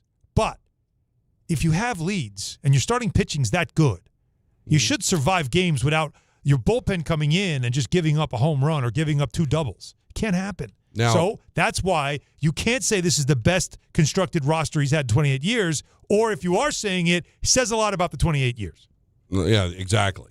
Now, the Mets, they call up A.J. Ewing, and he spoke before the game today on his home debut. Yeah, it's awesome. I think, as soon as I got drafted, it was like a dream of mine to play here, and, this stadium's awesome. I love the guys here, and I'm excited to play. He's 21 years old. He'll bat 8th. He'll play center field. Mets do not hit home runs. They do not score. They're getting no production out of center field. That's why he's up here, and Carlos Mendoza gives more depth on why he's here. There's a lot to like. I mean, obviously, he can help you win baseball games in a lot of different ways. Defensively, base running. Offensively, is a simple swing, simple approach, short to the baseball, uses a whole field. And that goes in the makeup of the player. Even though he's only 21, he's pretty mature, and he's super consistent. That shows us that, hey, let's give him an opportunity here. Now, A.J. Ewing. Now, that's right. Now, kept hearing all season. It's early. Come on. Look at the remember the St. Louis Blues? They were on New Year's Day. They were dead last in the NHL, and they made the playoffs. You know what? They fired Mike Yeo. They brought in Craig Berube. They called up Jordan Binnington, and then they got hot. And then, what about the Washington Nationals? They were dead in the water. And then they won the World Series in 2019, same year. Yeah. You know what? They called up Juan Soto. I've heard of him. On May 20th, and it kind of turned things around. Maybe Young A.J. Ewing 18-year-old. can be that guy. There's things you do, and I give the Mets credit for this. It's not going to turn around unless you do something. What do you do? Fire the manager. What do you do? Make a trade. What do? You call somebody up. Now they tried one of the three Jimmy switches, as I like to call it. Some kind of way to get it going, and maybe this could be the Jimmy switch. He'll get hot, and all of a sudden he'll be the turnaround. I give it credit because you know what? It's a baseball move. It's not, getting the Hamburglar to throw out the first pitch. All right. It's and we'll see. Now, it's a lot of pressure on the kid. All right. Whether that's going to work out or not, I don't know. But, the hope is that maybe he can light a fire on a team that, every Met fan's excited. They went 5-4 on the trip. Come on. Lousy baseball teams, and you won a couple of series against the Rockies, who you got swept by at Citi Field. So you still end up losing the season series against them. And an Angel team that's god-awful. And, oh, my God, it's one of the saddest things in sports. What's that? Trout's off to a great year. He's healthy. He's only missed one game this year, and the Angels still are one of the worst teams in baseball. It is amazing. Confirmed. There is no comp. There is no comp in sports of somebody this good being on a team this bad for this long. There's no comp. Here's your example of how bad the Angels are. They are literally one game better than the Mets. Yeah, and it'll get worse. Now, just quickly back to Ewing. Just be careful. Mets did this with Francisco Alvarez. Different situation. It was late in the year. Remember, the Braves had passed them. They brought up Alvarez. They said he wasn't ready glove-wise, but his bat was going to be special. He ended up going 0 for 8, but we found out he's a pretty good player. Mm-hmm. But we're still kind of waiting for Alvarez to become a star. And that was back at 22. What is Ewing? Is he a center fielder or a second baseman? He's a center fielder. All right, so he's all right. He's playing center field tonight, okay. right? No, I saw by his name, he's he has 2 positions listed. Mm.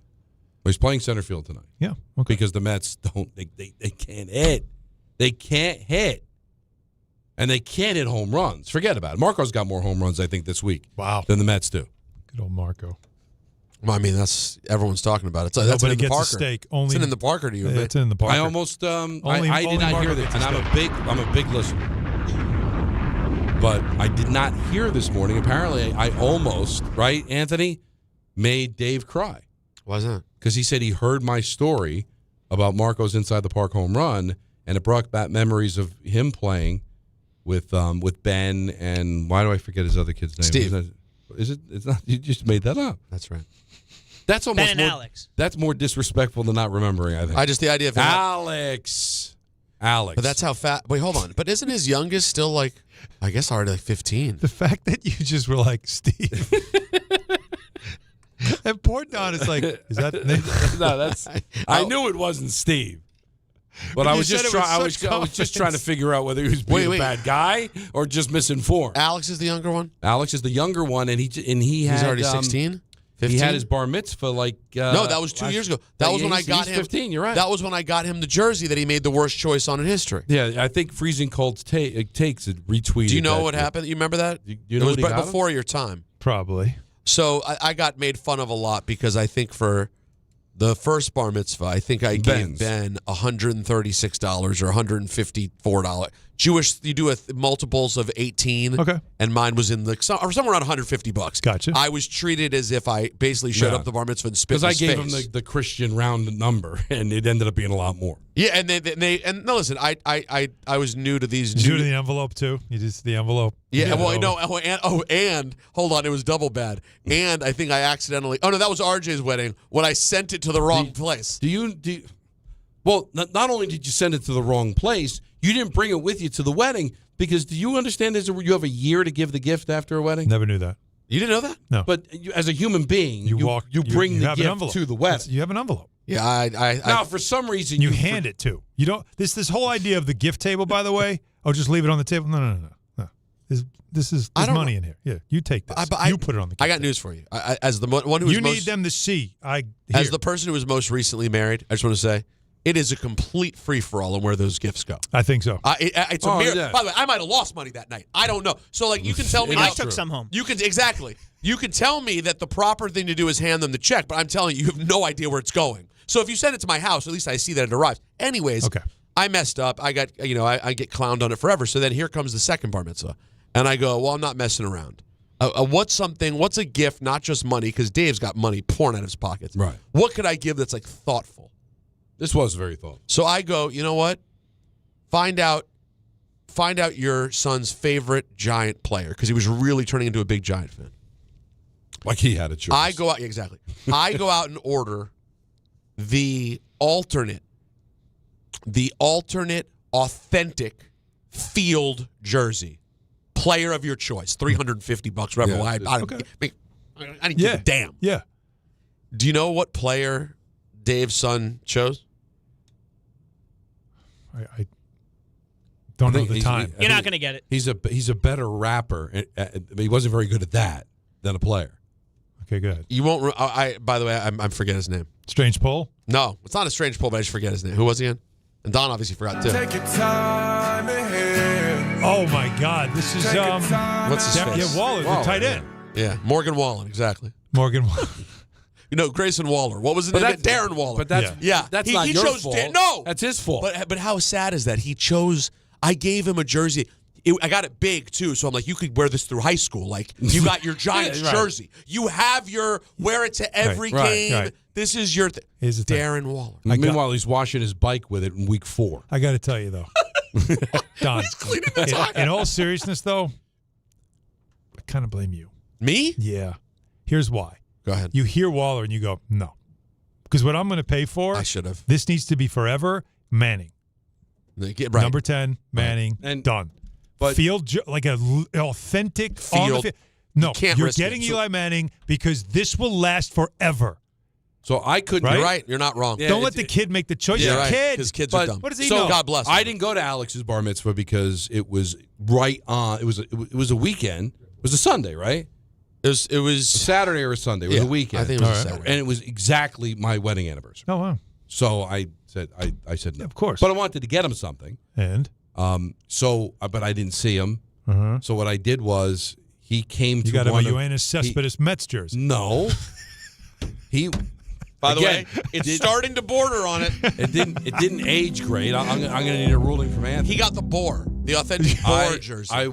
Do you remember the night where we were all invited to one of the Eastern Conference final games between the Rangers and the Panthers? They had that big suite that in the corner, and we all got invited. Okay. I don't know if you went.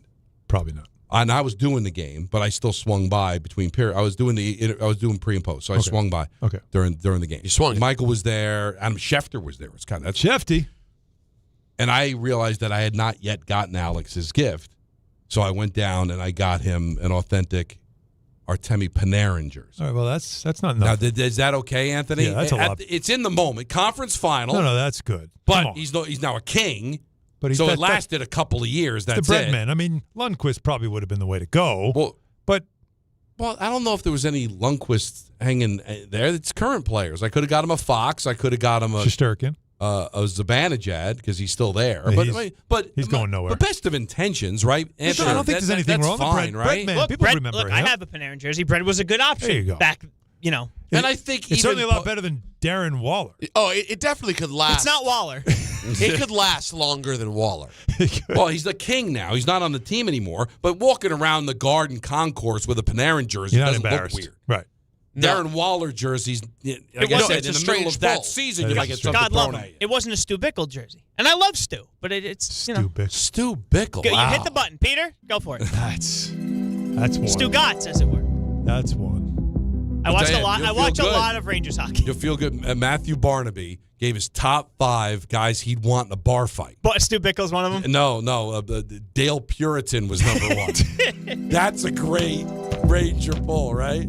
And then how about a good devil pull? Christoph Oliva was also on the list. That's a big one. We had a strange devil. And Puritan also works for the Islanders too, right? As far as a strange pull. Such a familiar He was name. an Islander. Yeah. I believe. Charger now. A Ram. All right. Talk about it Tuesday. Coming up next. There are things to talk about. Don Hahn and Rosenberg hanging out with you till 6:30. Then it's Mets Tigers on ESPN New York. Another dominating step towards a championship. The New York Knicks have redefined playoff dominance. And for the second consecutive season, the Knicks are on their way to the Eastern Conference Finals. I think that's really great to see our team in this mindset, the feeling that we got a lot more work to do. Inbound stolen by McBride, and then Brunson buries a far corner 3. 5 points for Brunson in about 3 seconds. The pursuit of the Larry-O is alive and well. You like the rhythm that you're in, but if we expect to be who we think we're capable of being, we'll find a way to stay consistent with what we're doing. Hear all the games here on 880 and the ESPN New York app. Partner with Amazon Hub Delivery to earn extra revenue for your business with your business. Assist with local Amazon deliveries and get paid for each package you deliver. When you become a partner, you and your staff will deliver packages to customers in your area on a schedule that works for you. You'll gain extra revenue, increase exposure for your business, and connect with your neighbors. Plus, it's easy to get started with no delivery experience, long-term contracts, or startup costs required. If you're interested in learning more, visit Amazon.com/Hub Delivery. That's Amazon.com/HUB Delivery. If you're heading into summer without a medical emergency kit, you're taking a risk most people don't think about until it's too late. Summer colds linger and can turn into sinus infections that last for weeks. Getting sick right now before vacation can derail everything. And when you're traveling, finding a doctor and pharmacy is stressful. That's why I ordered a medical emergency kit. It's like having urgent care and a pharmacy right at home. It includes essential prescriptions like amoxicillin and generic Z-Pak to treat a wide range of common and serious illnesses. So if you wake up sick at home or on the road, you already have what you need. No waiting for your doctor, no hours at urgent care, no pharmacy lines, no copays. Just match your symptoms to the right prescription in your guidebook or call their telemedicine doctor standing by. Start on your meds sooner and feel better faster. Every home needs at least one medical emergency kit. Order yours online in minutes and it's shipped to your door. And save $45 with my promo code 880 at urgentcarekit.com/880. That's promo code 880 at urgentcarekit.com/880. All right, spring's here, and you know what that means. It's time to get that grill going, and if you're not shopping at Wild Fork Foods, you're doing it all wrong. Right now, you get bacon-wrapped pork rounds for $2 each, $2. That's not normal. And chicken thighs for $2 a pound. That's awesome quality at a great value. Everything's blast frozen, so it actually tastes fresh. You got 7 stores or same-day delivery at wildforkfoods.com. Wild Fork Foods, quality meat, wild prices. We all hear the radio ads about the IRS. They tell you to be afraid, to be scared, and they try to frighten you into calling. I'm not here to do that. Tax Relief Advocates is different. TRA is here to tell you that if you owe money to the IRS, whether it's $5,000, $50,000, or $500,000, we have a solution. It doesn't matter if you're sitting in your car, at work, or with your kids. No matter where you are, call now. 800-575-6759. Don't lose hope. TRA can eliminate or reduce what you owe to the IRS. Generous programs are now available that can give you a fresh start. Our passion is taxes and helping individuals fix their IRS problems. We have over 1,000 5-star reviews on Google and an A+ with the Better Business Bureau. You don't need to be afraid of the IRS any longer. End your tax nightmare today by visiting us online at TRA.com or call 800-575-6759. That's 800-575-6759. Tax Relief Advocates. Real solutions for real people. Now let's take a look at the traffic with Brandy Scott. Thanks so much, guys. We've got the Mets home tonight over at Citi Field. If you're getting a jump start, just a little bit heavy across the Upper East River at the Whitestone Bridge into Queens. Expressway southbound keeps you bunched up, approaching the stadium and Northern Boulevard. Not an easy ride heading over to the outbound, George. Definitely want to stay away from the Harlem River Drive northbound. Shut down with a big crash involving an overturned car right before the Cross Bronx. Delays there. Go back onto the northbound FDR. Another problem spot on the Deegan southbound by Van Cortlandt Park South. Crash involving a tractor trailer. Only the left lane is squeezing by. Delays go back on to 87 in Yonkers. Inbound George 5 to 10 for the upper deck. Outbound Lincoln about 15 to 20. Outbound Helena 20 to 30. This report is sponsored by Mothers Against Drunk Driving. For victims of drunk and drug driving, your grief is unique, but you're not alone. You always have a place at MAD. Visit MAD.org. I'm Brandy Scott on 880 ESPN New York. Every 40 seconds, a child is reported missing. Find the Children is a nonprofit organization dedicated to helping find missing kids. You can be a part of their mission by donating your unwanted car. Call 1-800-294-0222. You'll receive the maximum tax deduction, and we provide fast, free pickup. Call 1-800-294-0222. Donate your unwanted or unused car. Call 1-800-294-0222. This advertisement was paid for in partnership with Cars R Us and Find the Children. With the new My Lowe's Pro Rewards American Express card, earn 3 points per dollar spent on Lowe's qualifying purchases for the first 6 months after card account opening. Plus, save 5% every day on eligible purchases at Lowe's and earn points on eligible purchases everywhere else Amex is accepted. Card members get more at Lowe's. Subject to credit approval. 5% can't be combined with any other offer. Exclusions and restrictions apply. Points subject to loyalty terms at Lowe's.com/terms and credit reward terms at Synchrony.com/MLPRA-terms. Visit Lowe's.com/business credit. Sometimes you just can't take it anymore. You're done. I'm done. This is Let's Talk About It Tuesday. And it's a really this idiot with Don, Hahn, and Rosenberg. So, if you listen on Sportsmanlike, which is a great show you can hear in the morning on 10:50 a.m. with our friend Chris Canty, former member of our radio station. Yeah. Yeah. Also Super Bowl winner. And, of course, Michelle Smallman. We love her. Sure. Right. And Evan Cohen, who we see here all the time. Fraud. Well, yeah. Nick hater. Well, big he said fan. he was never a Knicks fan. So well, big we're Heat just having fan. some fun with him. But Adam Schefter was on. And they were asked about the possibility, wait for it, an NFL international division. I don't dismiss the idea that one day we couldn't see, I don't know that I've heard this before, but expansion to the point where maybe the league adds one international division, 4 teams. That's a down the line thing, way down the line thing. But as we begin to look international, you have to let your mind wander and think, where could this go? And the first place we think it goes, obviously, would be an 18-game season, an international game per team, and then an international TV package. And I say, well, okay, well, if they're doing that and that works, then why wouldn't they just set up like one international division where you're getting the expansion franchise fees from those teams and you're having teams based there? Well, now I'm not mad at Adam because I see it too. The NFL, it's almost as if Roger Goodell is a saboteur. But he has got the golden goose. He does. But do you see it? Am I the only one that sees it? That they just start slowly but surely starting to chip at this beautiful golden goose that can't seem to fail, can't seem to not get great ratings, can't seem to not get 500 million people to attend any live event that they have. Am I the only one that sees, by adding these games, these international games, having a game on a Wednesday, having a game on a Thursday, Friday, Saturday, Sunday, Monday double headers on Monday, playing games internationally. Eventually the Super Bowl is going to be in Riyadh.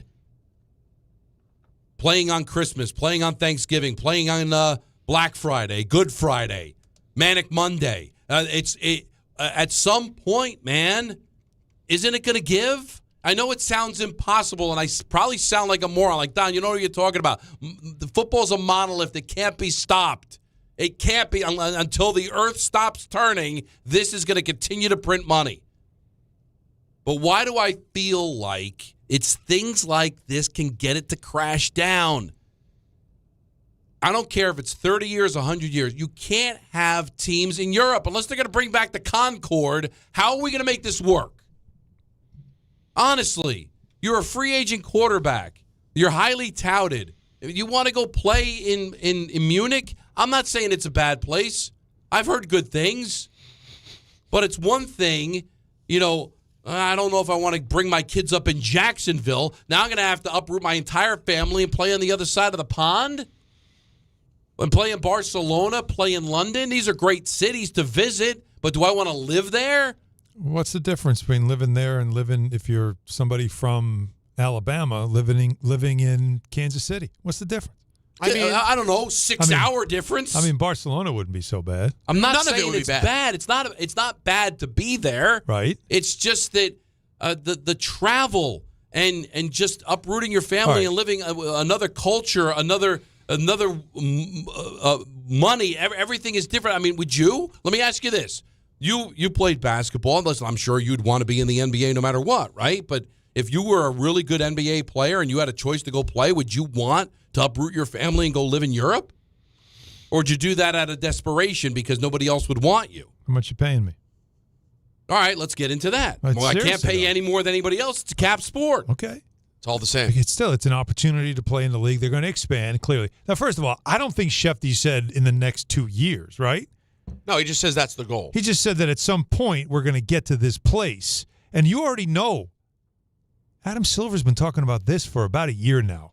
It's not. They want to do the same thing. I know they want to do it, and I'm telling you, it's not going to work. Here's the thing, Don. I don't know if it's going to be a division that the AFC North will play the European division this year in the schedule, and you've got to play home and away or whatever it is. I don't know if it'll ever get to that because, like you said, by the time this becomes something that common, you would have to have the Concorde or something along the lines of much faster travel. So I don't know if this is something that's happening soon, but could I see the NFL starting it by putting teams in Europe and creating their own league that just plays on its own and starting the grassroots? Because I think that's what the NBA is trying to do. Well, They're trying to do it too. This is coming, Don, whether you like it or not. Unless, like I said, the Concorde, I think, what was it, Peter? Would get you to London from New York in 2 hours. 3.5. Yeah. 3 But hours. it's pretty, and that's not bad. And again, wasn't that how Prince got there? But is that a thing? Wasn't it Prince? I mean, a lot of people did. Who was it when they did the No, Phil Collins. It was Phil Collins? He went Phil to the Collins, wrong. Right. You're the one that said that. Live Aid. Right. Played both Philly and Wembley. That's what it was. Yeah. And it was because they had the Concorde. Wow. Yeah. Okay. That's pretty good. Right. Anyway. But in the NFL, usually they'll give you a bye after you go to Europe. They've started to stop that, but they make sure that you're at least on the East Coast. Like, you couldn't schedule a game in London and in the next week they're playing in San Francisco. Yeah, the Rams can't do this. Even though it's I'm just saying, I just don't. The biggest thing I have, and again, I'm not coming across as anti-Europe. Have I ever been there? No, I have not. All right? But I heard London is beautiful. I remember John Giannone telling me, Michael telling me they went to London. Loved it. I'm not saying I would love to be able, if Nancy liked to fly. She doesn't like to fly, so I'm not going anywhere. All right.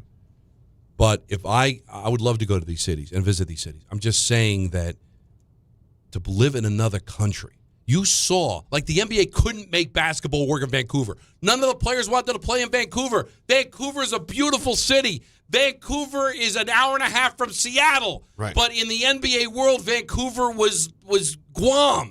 Like, I don't want to play there. Now you're going to have them want to go play in London and have different money and a different society. And it's so cut off from the rest of the world. You'll never sign a free agent. Everybody would ask to be traded out of there. It would not work. No, listen, I both agree. I came in here thinking I was going to agree with Don. Me too. Because I think the whole thing is kind of like stupid. It just and like feels too much. It feels that's what it is. But now when I'm hearing Don's reasoning, though, I think his reasoning's stupid. Here's my reason. Because I'm like, well, I don't know, getting to be a part of Europe, you get to be in a European city, travel around Europe, also get a whole new fan base, new money. Yeah, there's a lot of upside. You're a young kid, and you're like, yeah, I'd love to be able to experience that. But then you have a family, and your wife's, and you have kids, and they're in school, and you're like, guess what? I'm going to uproot them. But they may be there. Yeah. I don't want my kid. I met this French girl, and the next thing you know, to be in Spain to learn what? The metric system? Well, they live there now. It'll just be their life. That's called their Spanish. I don't want to.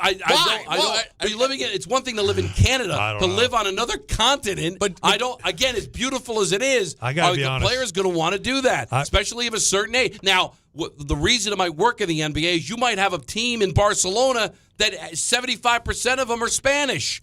Because the way they've grown the game is like, yeah, we got people playing in Europe. Let's put a hockey team in Czechia because we got a bunch of Czech Republic guys, and that kind of makes sense. But football is 99.9% American. Correct.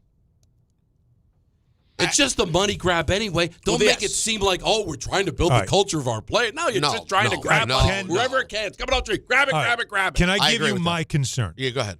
Can I talk about the part that I worry about? That's the dilution of talent. The more you add teams, the less talent you're going to have on every team. There's certainly not enough talent to fill. We have already talked about how hard it is to find a capable starting quarterback, right? Yeah. So you're going to add. Now you need 4 more. Okay. Well, is it 4 teams? We don't even know. Well, they said it'd be because 4 or 5 teams, there's right? 4 teams in each division. Right. It would probably be 4. So to me, that's the part that I would be the bigger concern about is like, how much does it water down the league?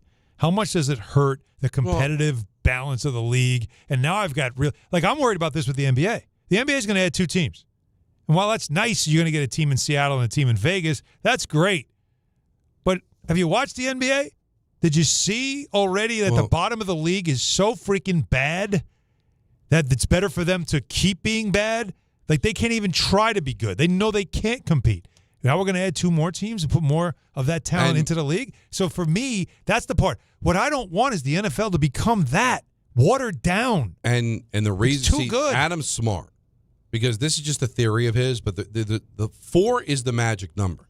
And the reason 4 is the magic number is not because each division has 4 teams. 4 is the magic number because 34 doesn't work. 36 works better than 34. Yes. Because you don't want an odd number of teams in each conference. That's why the NHL, they are at 32 teams. They want to expand. If they expand to 34, they're eventually going to expand to 36. And Adam said it in the cut. These owners want the expansion fee. They don't care about the delusion of talent. They don't care about anything. They just care about, because you know what's going to cost? By the time we get to what Schefter's saying, it's going to cost you probably $2 billion just to be able to apply. So that's all they're thinking about is the windfall of money. They don't care if they damage the sport, the credibility of the sport, the performance of the sport. They're like, wait a minute. You're telling me that we're going to be able to split $2 billion 32 ways? And if we're going to be adding 4 teams, come on, man. The $8 billion are going to be able to divvy up. And the Jets still won't put a roof on that life. Listen. But no, that part of it, I think we all understand. The greed of it all. And my fear is not whether or not there's going to be teams in London, Barcelona, Paris, and wherever else, Munich. I'm not worried about that. I'm worried about the product. What I'm watching, which every Sunday is generally very competitive, and usually every game is tough. Like how hard is it to bet, right, on games from week to week? It's not that easy. So that's what I'm looking at. And if you're adding 4, not 2, 4 teams, 14, where's the talent coming from? So 53 times 4. So you're talking over 200 players. And now we are seeing older quarterbacks lasting longer. You're probably going to see 40-year-old quarterbacks will be would be part of the norm because they still at least would be smart enough to play and good enough to play. Yeah. But I'm worried more about diluting the talent and making the game less enjoyable to watch. 212 more players. But they don't care. No, they don't care. They want think the about money. the billions of dollars. But. Yeah. And All we'll right. watch. All right, that was fun. Your thoughts on this? Knicks, Mets, Yankees. Strange polls? Yeah. Strange. Oh, we got a bunch of strange polls. 1-800-919-3776. And before you jump me, this is not a grandiose against Europe. I have no problem with Europe. I just don't think guys want to play 6,000 miles away from their home country. And believe me, football, no matter how much it tries to advance to these different countries, are not all of a sudden going to get that many international players. Just doesn't work that way. Like the NBA and the NHL do. Don Hahn and Rosenberg, ESPN New York. Another dominating step towards a championship. The New York Knicks have redefined playoff dominance. And for the second consecutive season, the Knicks are on their way to the Eastern Conference Finals. I think that's really great to see our team in this mindset, the feeling that we got a lot more work to do. Inbound stolen by McBride, and then Brunson buries a far corner three. 5 points for Brunson in about 3 seconds. The pursuit of the Larry-O is alive and well. You like the rhythm that you're in, but if we expect to be who we think we're capable of being, we'll find a way to stay consistent with what we're doing. Hear all the games here on 880 and the ESPN New York app. Chris Carlin with you. Glad to be joined right now by Taylor Canfield. He is the U.S. Sail GP team driver, and we are all getting ready for the Mubadala New York Sail Grand Prix coming up at the end of May. Taylor, how we doing? Yeah, we're excited for the home event in New York, and can't wait to be there and racing in front of all the fans. Now, what is your role as driver of the U.S. Sail GP team? So as a driver, you kind of have two different roles. One is trying to help make sure that the boat is going, as fast as you can around the racetrack. And then in addition to that, it's kind of the decision maker on board and, using the information that I'm getting from the whole team and the coach booth to kind of make those split-second decisions around the racetrack. It sounds like an awesome atmosphere. What's the energy going to be like sailing right at New York City? There's no better feeling racing in front of the home crowd, representing our country and hearing their cheering through our headsets that we have on board is, it gives me the chills just thinking about it. So we're pumped. We're looking forward to the Mubadala New York Sail Grand Prix coming at the end of May. Taylor, thanks. Hey, New York and New Jersey. Boost Mobile has an unlimited talk, text, and data plan that's only $25 a month forever, meaning you'll only ever pay $25 a month for the rest of your life. Who wouldn't want unlimited wireless when it only costs $25 a month forever? If you don't, you must be one of those people who enjoy overpaying for their phone plan. $25 a month forever is truly as good as it gets. So go online and switch now at boostmobile.com. After 30 gigabytes, customers may experience slower speeds. Customers will pay $25 a month as long as they remain active on the Boost Mobile Unlimited plan. Hi, this is Don LaGreca. Just like the New Jersey Devils protect their home ice, Viking Pest Control protects your home. And I know because I use Viking at my own place. As the pest control provider and proud partner of the New Jersey Devils, Viking brings 45 years of trusted experience and expert service to keep ants, cockroaches, stinging insects, rodents, and even mosquitoes out of your zone. Their local team builds a personalized game plan that actually works. And when you bundle pest control and mosquito services, you score big savings. One call, one company, total peace of mind. Visit VikingPest.com. Protecting your home inside and out. Good Karma Brands is proud to be an equal opportunity employer, providing equal employment, development, and advancement opportunities to all teammates and applicants.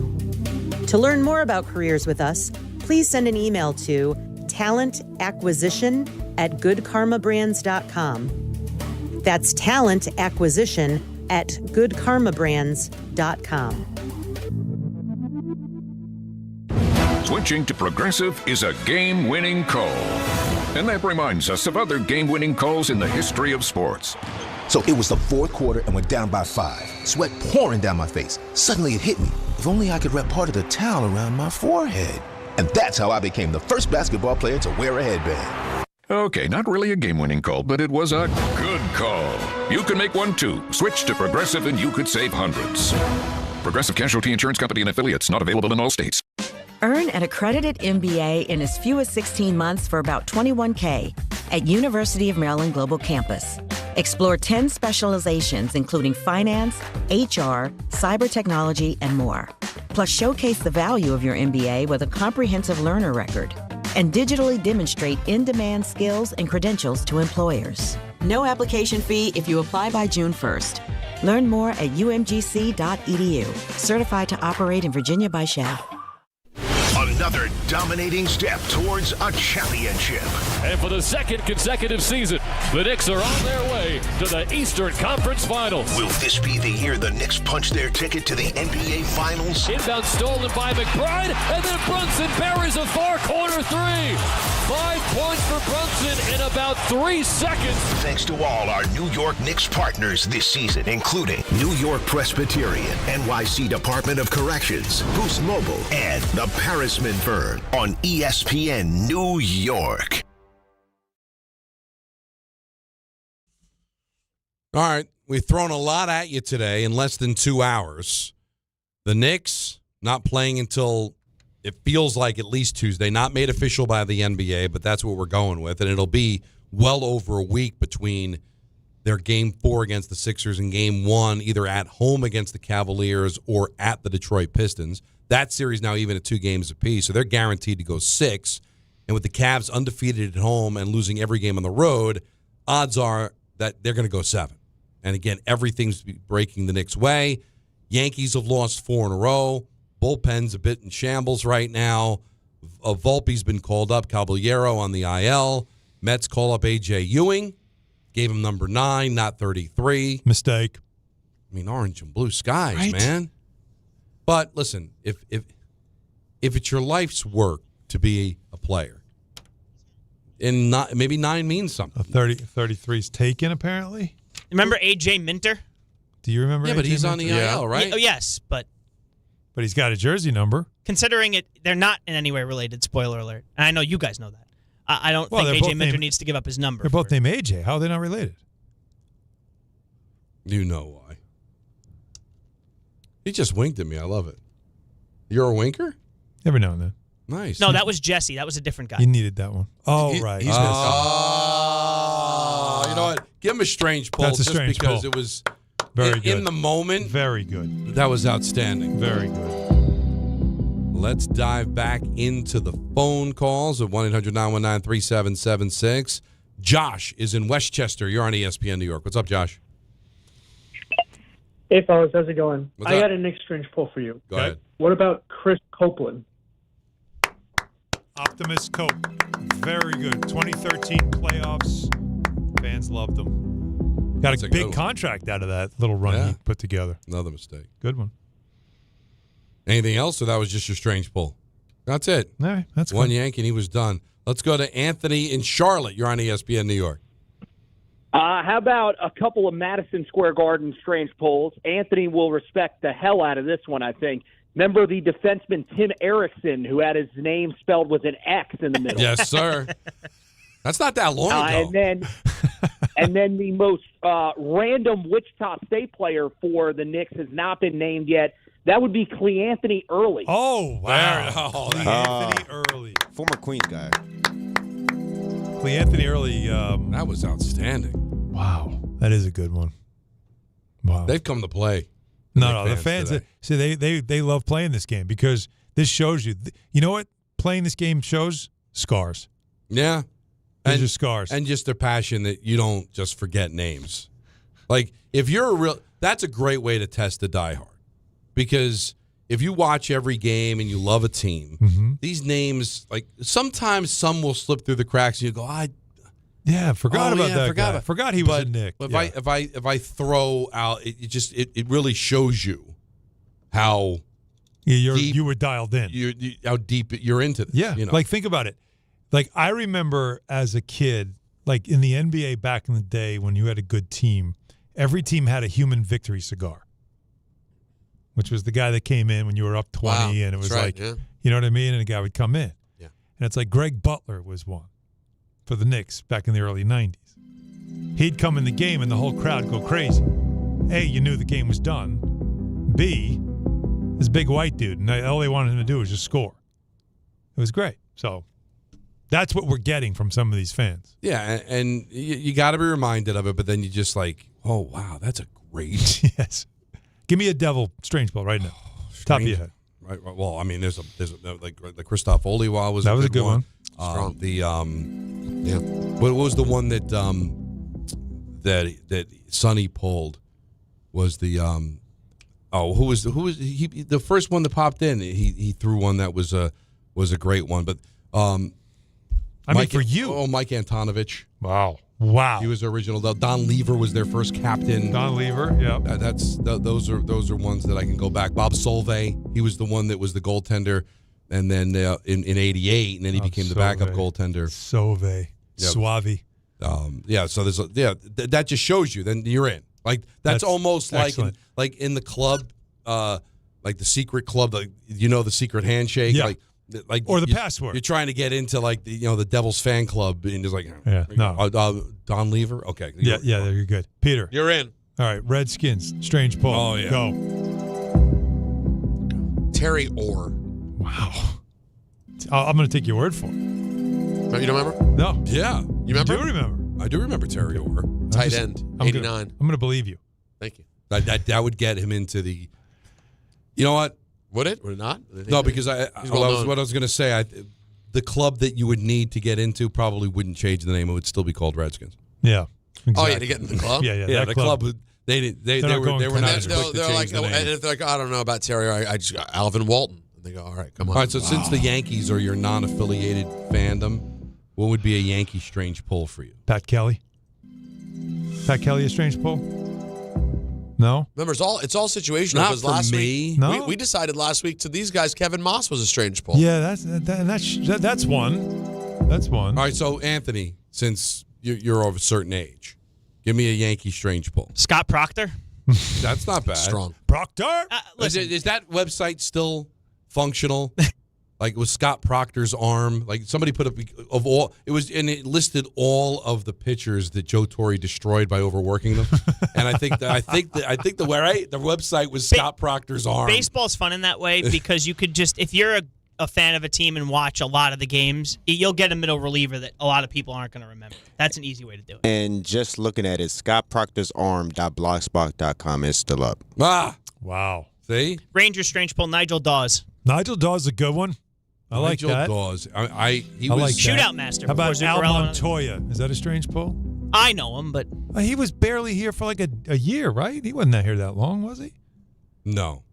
We mentioned Dan Cloutier recently. Yes, Dan Cloutier is always my go-to on That's a Puck strange pull. Doku for any Canuck Ranger. That's who I go. Canuck All right, Ranger. so your favorite team, the Jets, of all of them, Jacob?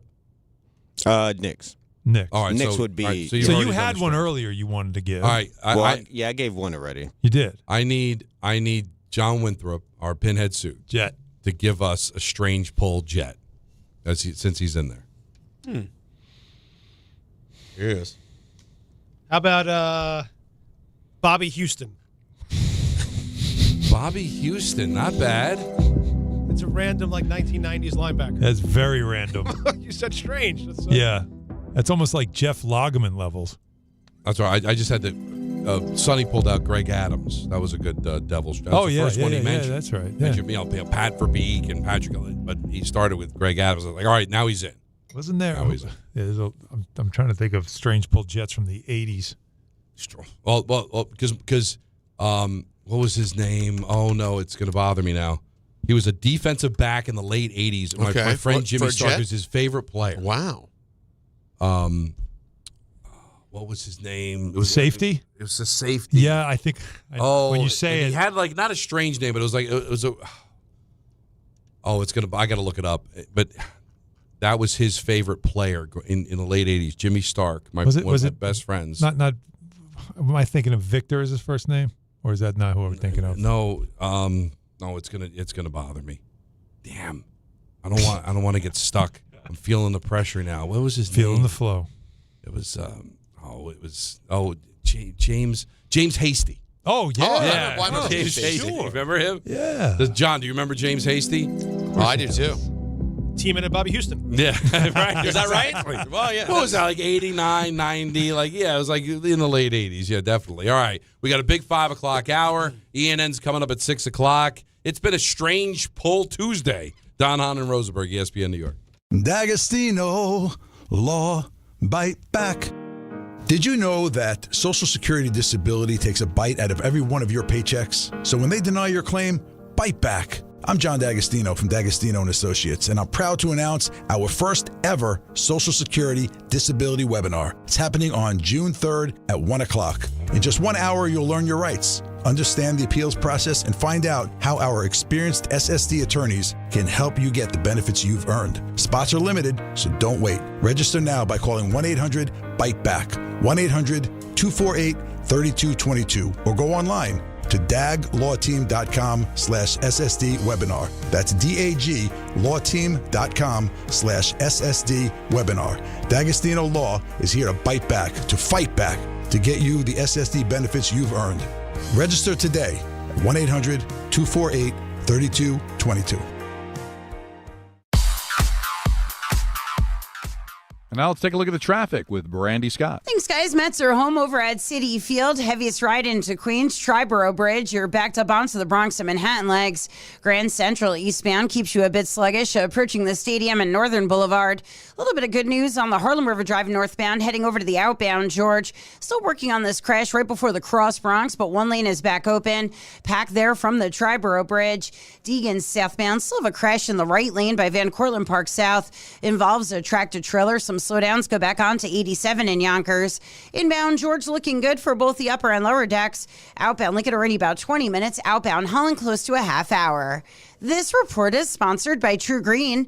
True Green, the easiest way to get a golf course quality lawn. Don't wait. Sign up at truegreen.com and get your first application for $9.95. True Green, the official lawn care treatment provider of the PGA Tour. I'm Brandy Scott on 880 ESPN New York. Some stages celebrate. This one tests everything. Every drive, every approach, every putt. Pressure builds, resilience matters, and history waits for the bold. In June, the 2026 U.S. Open Championship returns to the Hamptons at the iconic Shinnecock Hills Golf Club. Experience the world's best golfers as they compete on one of the sport's most storied stages. Daily tickets are available now on SeatGeek. Don't just watch greatness. Experience it live at the 126th U.S. Open. At Uline, the prevailing opinion is, if you don't live it, you don't believe it. The people at Uline believe in hard work, and they live it by being there 24/7 to answer your call, having 41,000 items in stock, and offering same-day shipping from 12 locations across North America. Business owners, sellers, buyers, shippers, and packers believe it. Uline is the hard-working, dependable source for your shipping and industrial supplies. Visit uline.com. This is a special notice to U.S. taxpayers owing $10,000 or more to the IRS. Tax Relief Advocates is urgently notifying taxpayers that tax relief initiatives are now available that may significantly reduce or eliminate what you owe. If you're afraid of an IRS lien, levy, or wage garnishment, don't lose hope. You can now take advantage of these current relief programs to end all collections, reduce the amount you owe, and resolve your tax problem. Even if you have years of unfiled tax returns or are already in a payment plan, you may still qualify for significant relief. Struggling taxpayers can now get relief they need during these hard economic times. A hotline has been established by Tax Relief Advocates for you to call and see what you qualify for. They are A+ rated with the BBB and have over 1,000 5-star reviews. Don't wait. Call 800-575-9087, 800-575-9087. That's 800-575-9087, or simply visit tra.com. ESPN New York, now streaming live on YouTube. Subscribe today and watch the show. WHSQ and WCBS FM HD2, New York. Now, what era do you want to go back with the Giants for me? Because one of the guys that jumped into mind is one of my strange pulls for the Giants was Percy Ellsworth. But a great nose for the football. I think there was one year he had like 5 or 6 interceptions. If you want to go back like a long time ago, Gary Shirk, tight end, and just different strange pulls. Football, that you have so many guys. And there was another one. He was the starting nose tackle on the 81 team that finally went to the playoffs, Bill Neal.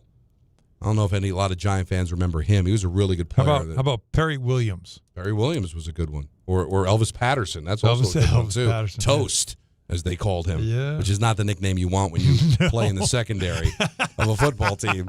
But that was his nickname for sure. I'm going to play a game with all of us here, and don't think too hard about it, but we'll start with Peter. Okay. So he's a big football guy.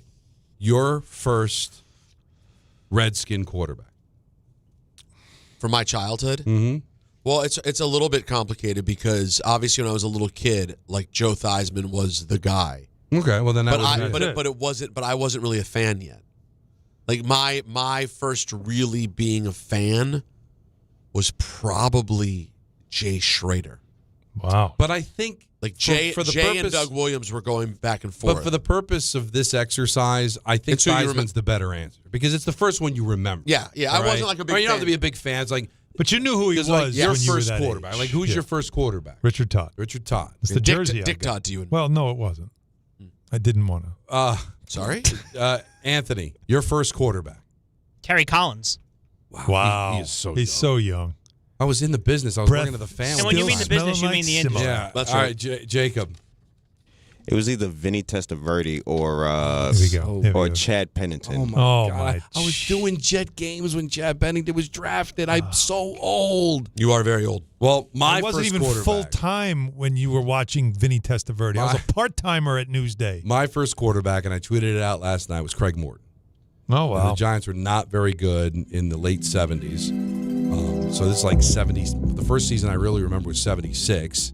So just before Joe Pisarcik, who fumbled the ball in 78 and everything, the Herman Edwards play, Craig Morton was my guy, was my first quarterback. And, of course, he was the quarterback of the Denver Broncos when they lost the Super Bowl to the Cowboys. He threw 7 picks.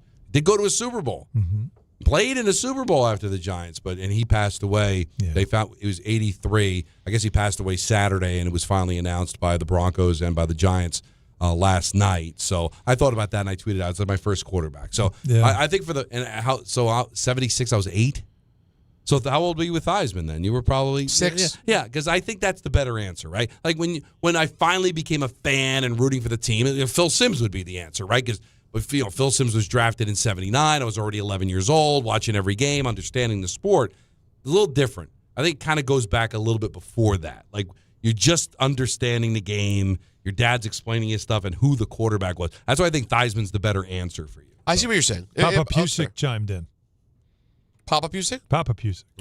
This is good. Because how old's your dad again? 74. All right. No offense to your dad. That makes me feel better. I thought you were going to say 54. And right. Your dad, which is possible, but good. I'm a big fan of your dad. Oh, he's feeling better. Everything's good. He's feeling better. All right, excellent. So who is his? Let me see if I can guess. If he's 74, if he's right, so it would probably be Ya Tittle. It's Ya Tittle. That's right.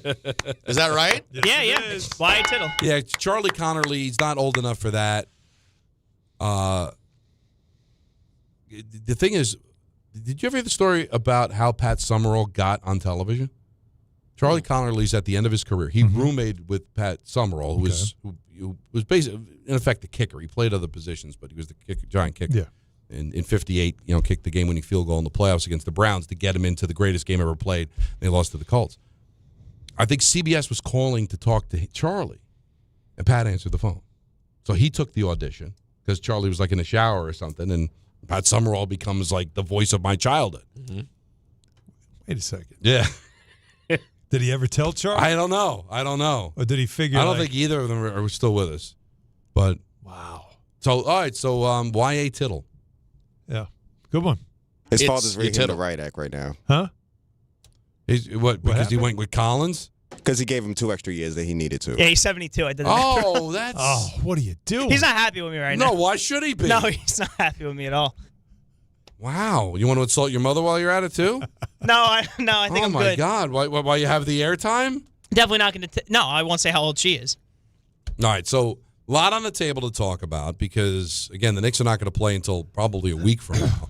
Yeah. But that's been solidified by the fact that the Cavs won Game 4, so they even the series up at 2 against Detroit. Got a good one tonight that's going to be on 10:50, and I should mention this. Game Time brought to you by Tullamore Dew Irish Whiskey because when it's game time... It's totally time. Mets back home facing the Tigers with coverage immediately following us on 880 at 6:30. A.J. Ewing in the lineup, called up, and he will play center field about 8th. Yankees and O's at 6:35. I love the 6:35 starts. Oh, fantastic. Mwah. And coverage of T-Wolves Spurs, that series is not nothing. That's tied at 2. That could be heard on 1050 starting at 7:30.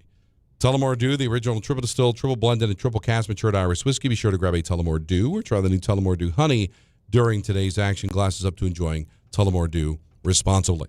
Let's get back to the busy phones, and let's go to Steve in Boonton. You're on ESPN New York. What's up, Steve? Hey, guys. Thanks for taking the call. So you know I'm from Jersey because these guys would have said Boonton. I say Boonton because I'm from Jersey. How dare you? From Boonton, New Jersey. See, I told you. It's tough. Don, I'm also the guy who saw Jimmy Superfly Snuka at Fatso's. Wow. Really?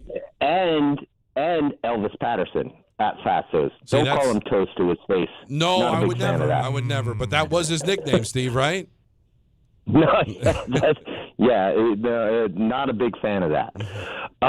For the one Knicks thing that I want to say, Alan, did you see the play the other day where whoever was running the break gave it to Brunson, foul line extended, and instead of him 99 out of 100 times taking that shot, passing it to Bridges and him just nailing the three, that's why I'm like, these guys are all in. Yeah. You saw the extra pass, right? Like one of the players said, we're passing up Brunson good shots for better shots. Yes. But I think that's, you know what? You remember in the Hawks series where he and his dad had it out and everybody caught it on camera? And afterwards he said, just two competitors. I do think there was a lot of that going on. The reminder of you don't have to carry it. You don't have to do it. Trust the pass. And I think that's the evolution of this offense has become with Brunson off the ball. And that's why it has a very Golden State Warriors feel about this offense. Jose's in Connecticut. You're on ESPN New York. Hey, what's up, guys? Alan, I remember Spanish Chocolate, Sergio Rodriguez? Oh, my God, yes. Sergio was a good player. Spanish Chocolate, he called him. He was good. Oh, he was a really good international player. He was great on the Spanish national team. NBA-wise, he was pretty good. But, yeah. That is a strange. That is one, yeah. I was going to say, guys, that was a strange play. I remember that guy.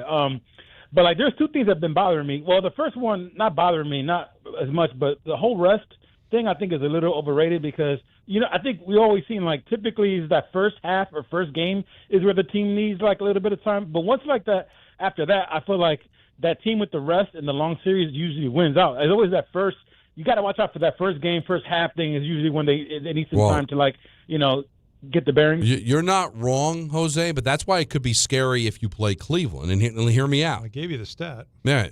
The Knicks do not win series when they lose game one at home.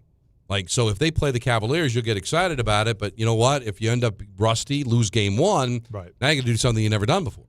So it's I listen, I think they'll be fine against Cleveland. I don't think they're going to play Cleveland. If I had to bet, and I probably wouldn't get great odds either, right, that the Pistons are winning the series, right? But they're supposed to win the series, right? Yeah. Although this is the team the Cavs wanted, right? So that's right. They felt like this was their better matchup than Boston, and they thought they'd see Boston in the conference final. But as you pointed out earlier, do either of these teams look really great? No. There's only two teams that I don't look like great. the way they're playing. And that's the Thunder and the Knicks. Those are the only two teams that swept. And that's why it feels like they're on a collision course.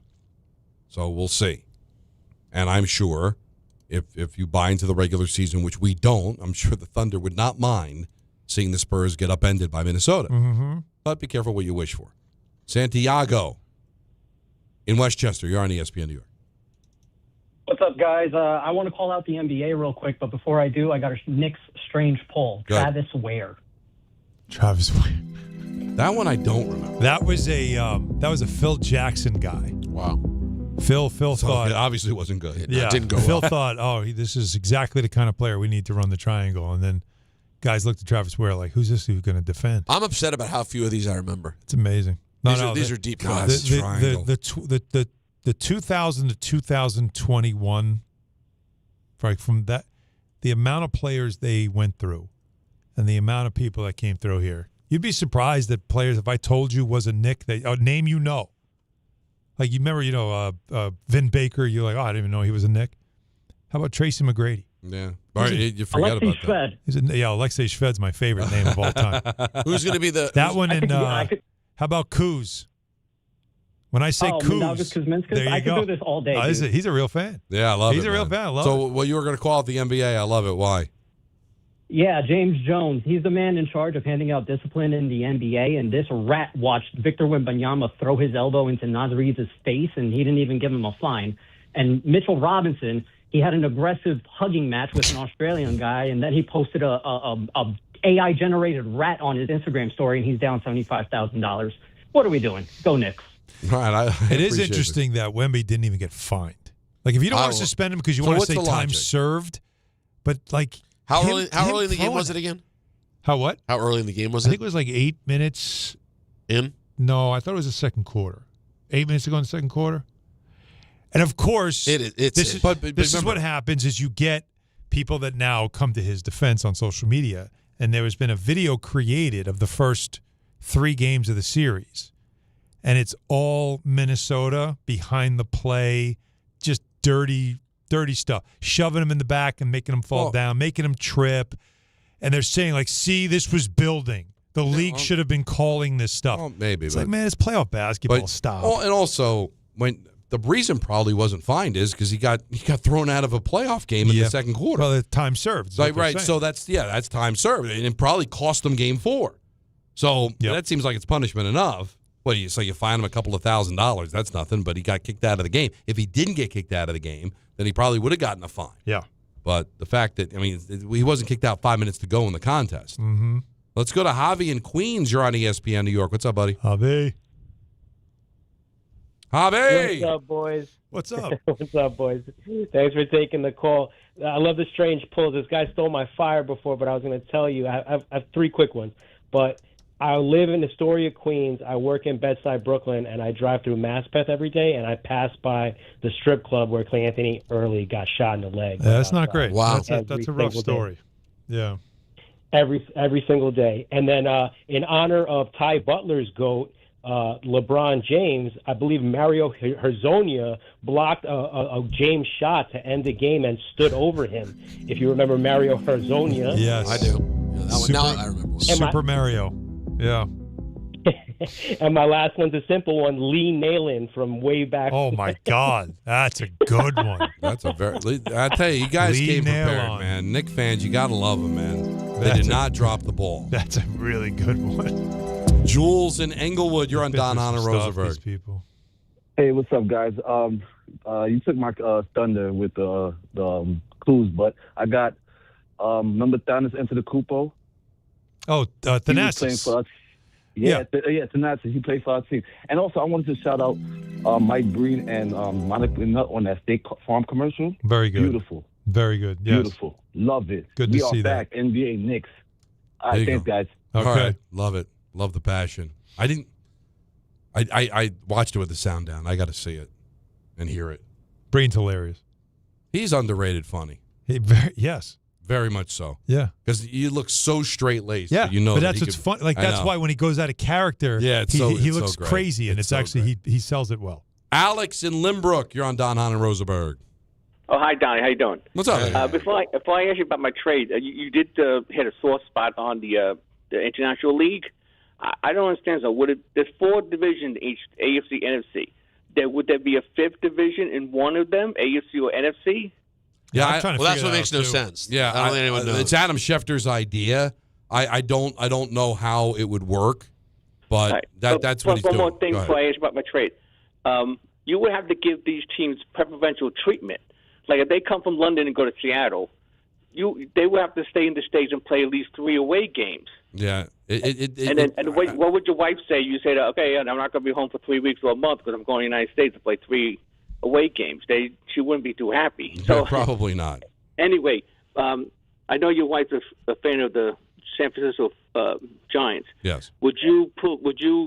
I know they have a couple of people they're looking to get rid of. So would you trade if you were the Mets? Take a shot at Rafael Devers? Well, here's the problem with Devers, okay? And I'm not saying he's a bad player. He's got a monster contract. that's got, I think, like 6 or 7 years left on it. You weren't going to pay Pete Alonso, but you're going to go and trade for Devers? It's just not going to happen. And I don't know where to begin with the end of the Giants-Dodgers game last night.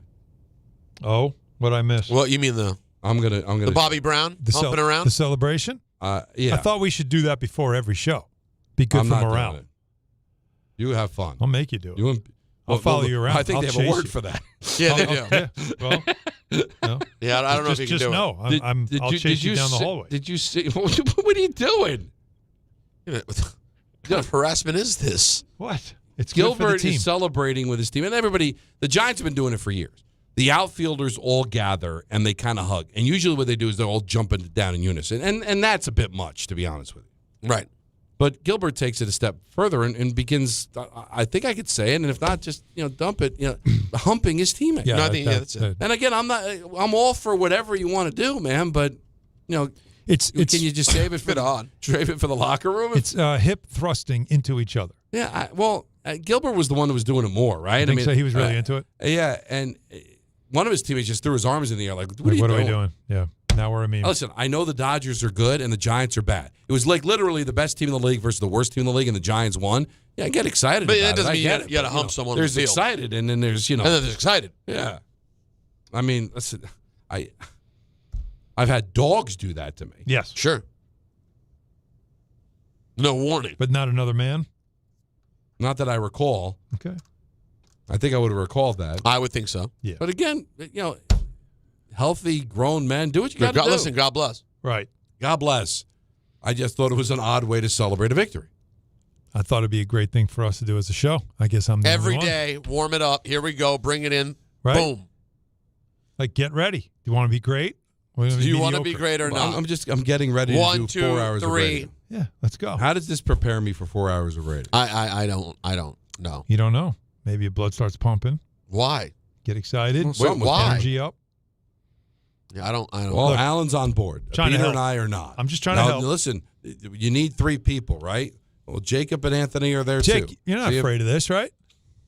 Why not? I'll jump in that circle. That's what I'm saying. Oh, See, Jake's always down. All right, good. You guys have fun, man. Anthony? 1, 2, 3. Let's be good. See? They just don't want. They don't want to be They great. don't want to be great. That's what I'm saying. But they've accepted it. It's okay. We're comfortable with each other. Like humping By now, my leg makes me great. all the time we've spent together, and now all of a sudden, now we have to have boundaries? Maybe a rub off for me. Well, listen. I don't know if that's But- the and, terminology I would have used, but okay. Well, watch the video and you can Whatever do that you're when you get comfortable home. A great player may have played his last game in the NBA or with the team he's on. Don Hahn and Rosenberg, ESPN New York. Another dominating step towards a championship. The New York Knicks have redefined playoff dominance. And for the second consecutive season, the Knicks are on their way to the Eastern Conference Finals. I think that's really great to see our team in this mindset, the feeling that we got a lot more work to do. Inbound stolen by McBride, and then Brunson buries a far corner 3.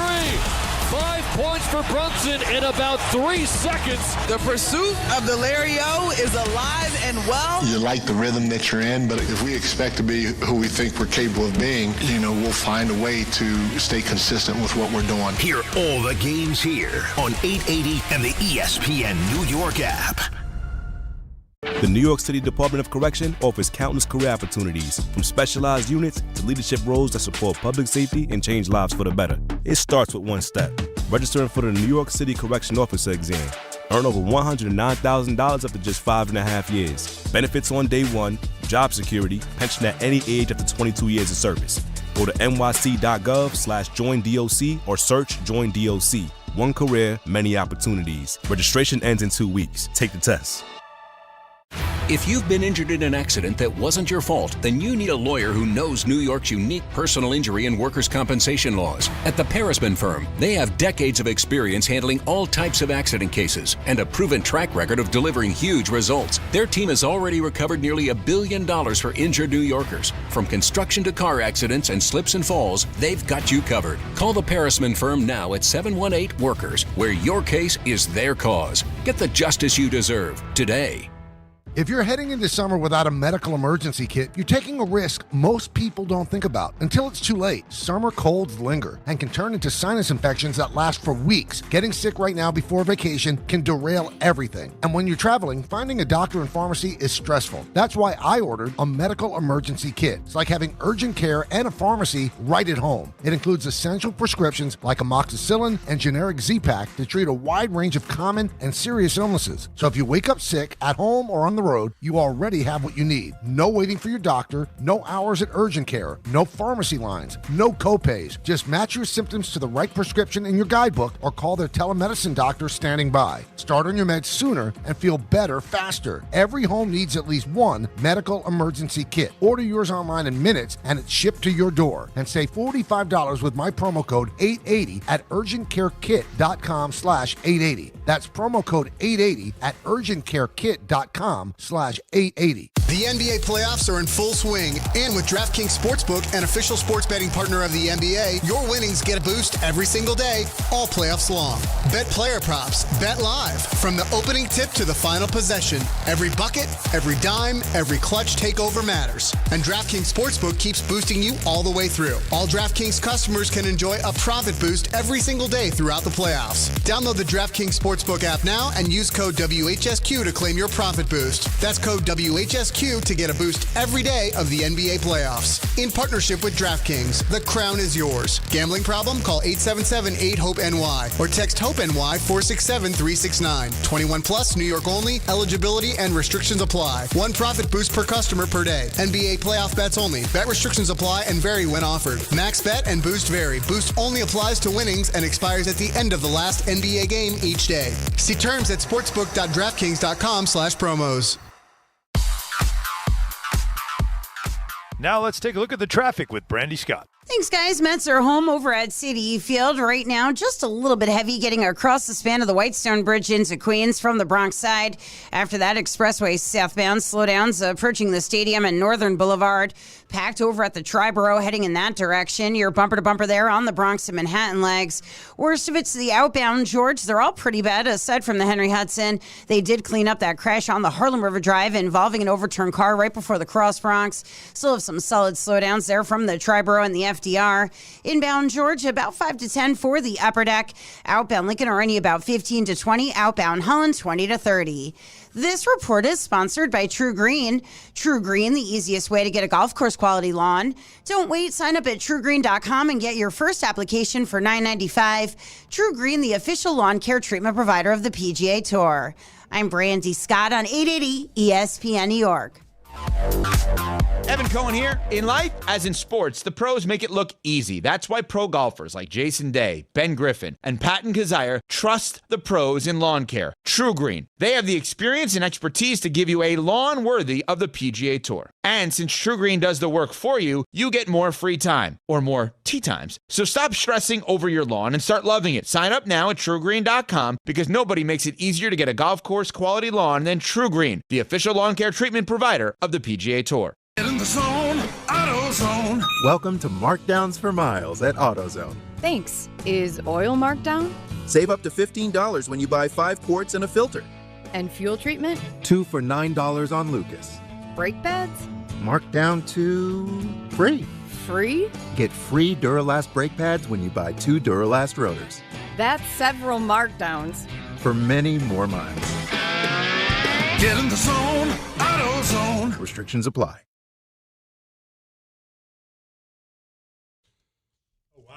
Subscribe to ESPN New York on YouTube. Stream the full Weekday Lineup live. Watch complete replays or catch up fast with can't miss highlights. Jump into the live chat, react in real time, and make your voice part of the show. Subscribe to ESPN New York on YouTube now and stay locked in so you never miss a moment. Shout out to the people that are watching us on YouTube right now. Take up until 6:30. At that point, we're going to hand it off to coverage of the Mets and the Tigers. All right, LeBron James out. They get swept in 4 games by the Thunder. Very competitive game. It looked like there was a chance that he'd be able to get another game. I don't think he's retiring. I don't think there's any shot that he's going to retire. I mean, did you watch him in that game? Does he look like a guy that's ready to retire? And listen to his words after the game when he was asked about his future. LeBron, if you don't know what the future holds, I guess that means inherently this could be it. Do you allow yourself to kind of those last handshakes and this last press conference? Last handshakes? No, I don't know, because I have no idea. I mean, none of us in here know what the future holds. None of us. Nobody has any idea what the future holds, and I don't either. Like I said, I'll take time to recalibrate and look over the season and see what's best for my future. When I get to that point, everyone will know. Now, LeBron's got a little Aaron Rodgers in him. I think he'll enjoy the drama of the offseason. That part for sure. Will he? Won't he? What's going to happen? He's not going to completely throw it away. Just leave a little morsel out there so it can be a debate during the offseason. I believe he's going to be back. I'll start with you, Alan. What team will he play for? Lakers. Peter? Next year? Yeah. I'm going to... Golden State. Golden State. I'm going to say the Cavs. I think he's just going to go back home to the Cavs. They're good. And whether they get bounced in the second round or in the conference final, it could be like maybe I'm the missing piece to take one last run. I think just coming home, I think the Cavaliers would embrace him. But didn't he do that already? He did, but this could be a nice way to end it. He wanted to go back to win a title there after all the disrespect that people felt in Cleveland, that he chose to go to Miami and all that. And then just to come home and have it be. But it's not home. LA's been his home for the last 20 years. Like, he's lived in LA. I get it, and he'll go back to living in LA. You know, in LA, he bought a mansion, tore it down, and built a new one on the property. Well, that's where he is going to retire. He's not for sure. I get leaving there. Yeah. No, but to go back and play one more year in Cleveland, to say goodbye to those fans. But I almost feel like that, because I think he'll announce that this is my last season. It be in Cleveland, and it be a thing. I think that would get a collective eye roll from the entire basketball world if that's what he does. Yes. Why? Because I just think it's like we've already done this. Like, we've already done this. If he just retires in L.A., plays out. Look, first of all, he's still really good. Right. He's not. That's why I don't think he's going to retire. He's not a 1A player anymore, obviously, but there are nights he can be randomly. But the Lakers have a decision to make. First of all, LeBron's not going to get a $50 or $60 million contract, right? He's not going to get a 1 year of that number. He's got to sign for whatever it is, whatever's affordable, to leave space so they can then do things that will help make them a more competitive team. The tougher decision is Austin Reeves, who had a great year. He's played hurt in the playoffs, but he wanted to come back. He's going to command a big number. And I only wonder, is that really the right fit with Luka? Now, they went on a heater when the three of them were healthy, and they looked great. Like, people were talking about them as being a real contender, and you weren't paying attention to the fact that they had no bench and they have no bigs. But because they were winning a lot, I think they won 10 in a row, people really got excited. Then they went into Oklahoma City and they got smacked. I don't know if you really want to keep Reeves around more than you want to go get yourself some real effective bigs and let LeBron be what he is at this point of his career. I think they can still be very competitive. And it just doesn't feel like an eye roll thing. He just has his farewell tour. They do whatever they can do as build a competitive team there, and then let him go off into the sunset however it happens. But here's the thing. Going to Cleveland would just be like, oh, come on. No, whatever. As far as Golden State's interesting, but even that feels like an Expendables kind of thing. I don't think it's an eye roll. Yeah, it would be a chance, though. I could see there being a chance. But Peter, the eye roll would be if you went back to Cleveland and Cleveland wasn't any good, and it was just to kind of play the 82 games and be done. The Cavaliers, if they lose in the conference final to the Knicks, he'd be going to a team that made it to the Final Four. He'd be going to a team that would think, hey, maybe with LeBron James playing the way that he's playing, we might be able to challenge the Knicks and play meaningful games and go deep into. I still believe that compared to the West, the East is the weaker conference. Yes. Right? So go to the weaker conference, get a chance in your farewell tour to win a couple of rounds. Go to the finals? Maybe a chance to go to the finals. I get it.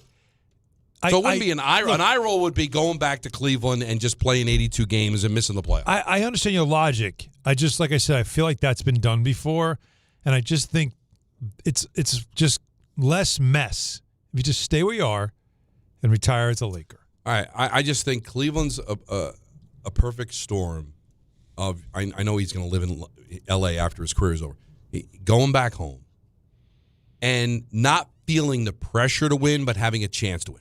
Like if you go someplace, like let's just say for sake of argument, we know it's not going to happen, but let's say the Knicks lose to the Pistons in the conference final, and he wants to go to New York and play for the Knicks. Like, that would feel, there would be a tremendous amount of pressure because not winning with the Knicks would be a failure. Like, not winning with the Cavaliers wouldn't look like a failure. It would just look like, hey, he was trying to help. They just weren't good enough. Right? So I just think it's a good landing spot for him to finish his career. The one thing I'm fairly sure of, he's not just going to retire. And the other thing that I think teams like Golden State, like the Cavaliers, are going to have to think about what happens with Bronny.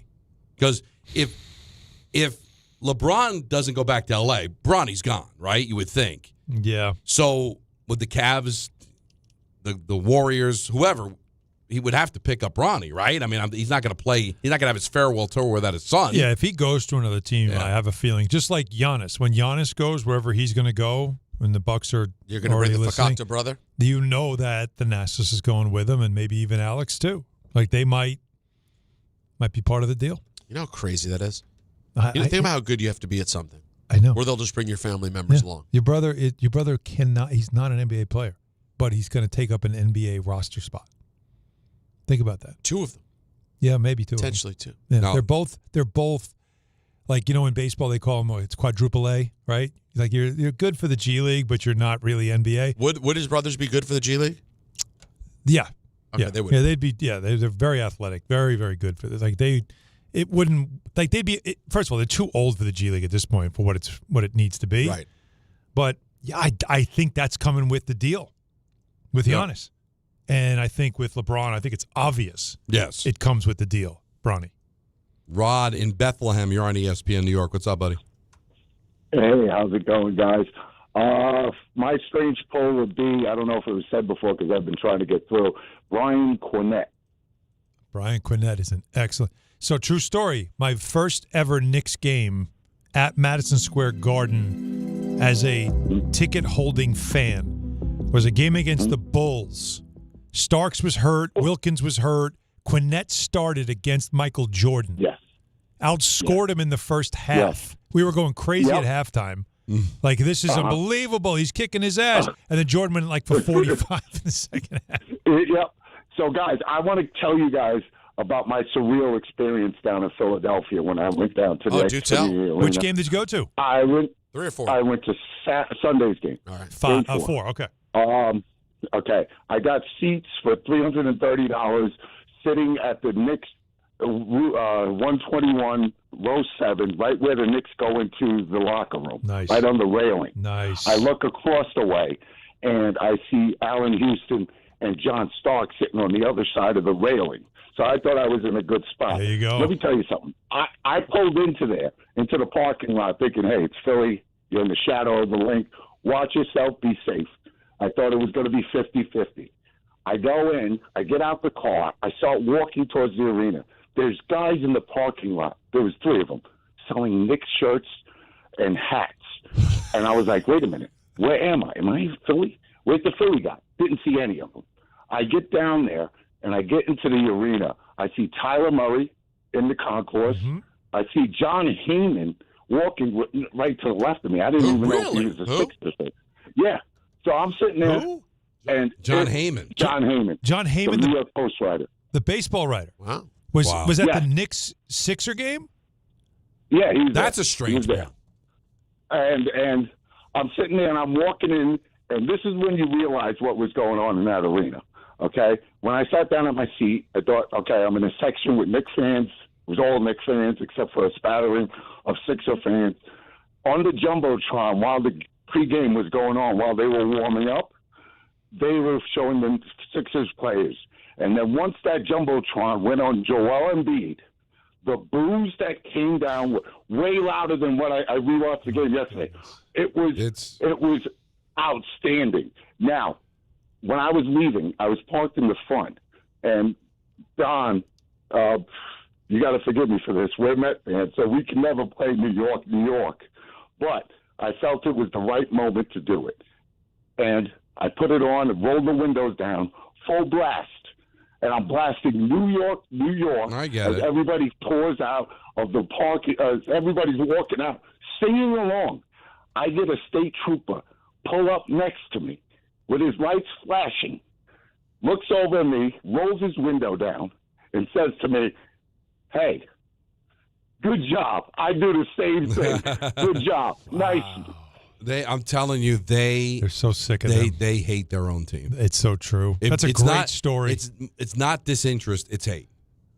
I think they gladly sold their tickets. I think they were just selling their tickets just to get their money back. That's why I don't understand why Philly fans are getting dragged over the last couple of days for that behavior this weekend. When I'm saying no, that's what you do when you're trying to send a message to a franchise that continually lets you down. You know what's interesting? What loyalty? That's what we always tell like Jet fans. Like, hey, stop going. Yes. If you hate the team that much and you want change, stop going. Let MetLife they did one turn better. into Patriot Place. Let it happen. And what better place to do it on the grand stage of a second-round playoff game? Mm-hmm. Let the world know. National TV. Yeah. Let's go to Chris in Barnegat. You're on ESPN New York. What's up, Chris? Hey, guys. Before I get into my call, I do have a quick, strange poll. I'm not really a big Knicks fan, but it's a Yankee one. When I was younger, like 2012, they had a first baseman, Lyle Overbay. He played for many teams before that, but he played for the Yankees. I feel like that's a strange poll. That's a very good, very good That's not bad. For your age, that's not a bad one. That's good. And then, so this is off topic. I hate to bring you guys off topic, but Don and Alan, you guys both, like hockey. I'm not saying Peter doesn't, but a little more knowledgeable. What's going on with the Toronto Maple Leafs GM hire? I saw Biz from TBS and Chiglitz. Yeah. He was kind of freaking out about it.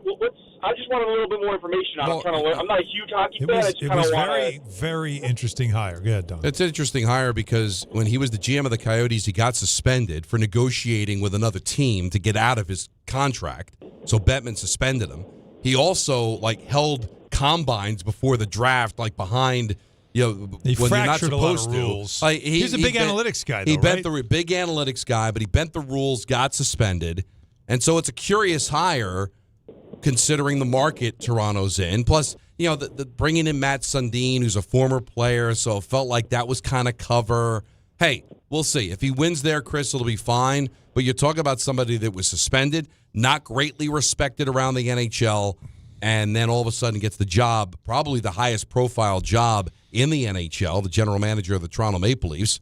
And that press conference was awkward, to say the least. But you know what? And that's why, again, journalism isn't dead.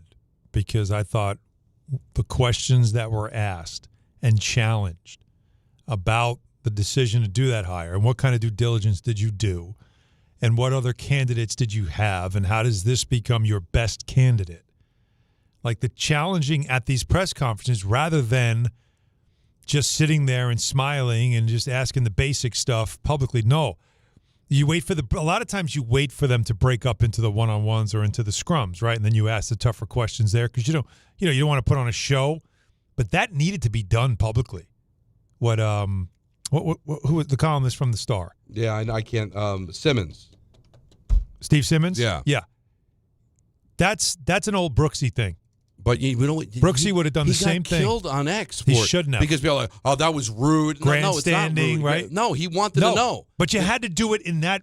To me, you had to do it in a public setting like that because you can't sit there and tell the fan base, we did our due diligence and this was the best time. Hang on a second.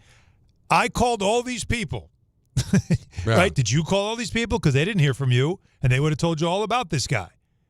That's exactly what needed to be done there. It was a very important moment. I'm not saying that he shouldn't work again, but and his sister works up in Canada too. But at least acknowledge it. To pretend like this is we're very proud of this. You need to acknowledge. Listen, we know, we're aware, but we don't care. We still think he's the right guy for the job. We think he learned from that, and we're going to give him another chance. 1-800-919-3776. We're going to tell you what we know about the NFL schedule at this point because there's a lot of leakage. So much leakage. What are we up to, 7 games? But Thursday, officially we will have the schedule. But there's been some leakage. More calls, because it's the last call crew at 1-800-919-3776, because it's 6 o'clock at CNN, and then at 6:30, that's Tigers on ESPN New York. Another dominating step towards a championship. The New York Knicks have redefined playoff dominance. And for the second consecutive season, the Knicks are on their way to the Eastern Conference Finals. I think that's really great to see our team in this mindset, the feeling that we got a lot more work to do. Inbound stolen by McBride, and then Brunson buries a far corner three. 5 points for Brunson in about 3 seconds. The pursuit of the Larry-O is alive and well. You like the rhythm that you're in, but if we expect to be who we think we're capable of being, we'll find a way to stay consistent with what we're doing. Hear all the games here on 880 and the ESPN New York app. Wait! Before you change the station, listen to this.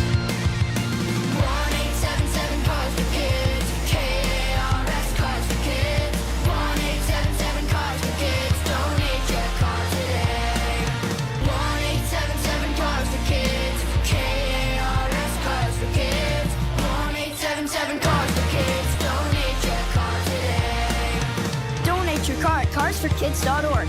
That's cars with a K. Pickup is quick and easy. You'll also get a vacation voucher and a tax deduction. 1-877-CARS-FOR-KIDS. K-A-R-S, Cars for Kids. 1-877-CARS-FOR-KIDS. Donate your car today. 1-877-CARS-FOR-KIDS. K-A-R-S, Cars for Kids. 1-877-CARS-FOR-KIDS. Donate your car today. Some stages celebrate. This one tests everything. Every drive, every approach, every putt. Pressure builds, resilience matters, and history waits for the bold. In June, the 2026 U.S. Open Championship returns to the Hamptons at the iconic Shinnecock Hills Golf Club. Experience the world's best golfers as they compete on one of the sport's most storied stages. Daily tickets are available now on SeatGeek. Don't just watch greatness. Experience it live at the 126th U.S. Open. This is Bart and Carlin on ESPN New York. I used to think Philly was a sports town. I don't know if it is anymore. This was like a soul-sucking type performance. You took everything out of them that you could possibly take and then left town in tatters. This was crazy. I mean, Philly's like the little brother. To do that to that type of opponent is just cherry on top. Bart Scott, Chris Carlin, weekdays at 10 a.m. on ESPN New York and streaming live on YouTube. If you manage an active facility, you don't have time for disruption. Tricon Construction specializes in working inside healthcare, commercial, and industrial buildings without shutting operations down. That means tight planning, clear communication, safe, disciplined execution, because when patients are inside, when tenants are working, when production can't stop, there's no margin for mistakes. When it has to be handled professionally and handled right, Tricon is the only choice. Visit TriconBuilds.com, TriconBuilds.com. New York Knicks fans, here's a total slam dunk. For a limited time, new Verizon Mobile and home customers can get Fios and a line of mobile for just $69.99 a month with AutoPay. Get Fios 300 megabits per second for $20 a month. And unlimited welcome for $50 a month plus taxes and fees when you bring your own phone. Visit a Verizon store today to learn more. For new Fios Internet and mobile customers, discounts applied over 36 months. Mobile and home discount enrollment required. Additional terms apply. In times of congestion, unlimited 5G and 4G LTE may be temporarily slower than other traffic. Domestic data roaming at 2G speeds. Harry Douglas here. Let me ask you something. What if you can enjoy the taste of a cocktail, the warmth of a spirit, and still stay fully in control? That's RK Zero Proof, a pioneer in the alcohol-free spirits category. RK delivers bold flavor and a real warming sensation with zero alcohol, zero sugar, zero carbs, and zero calories. Perfect for nights out, social gatherings, or anytime you want the experience of a drink without sacrificing tomorrow. Check it out at rkbeverages.com. That's ARKAY beverages.com. RK, all the flavor, none of the alcohol.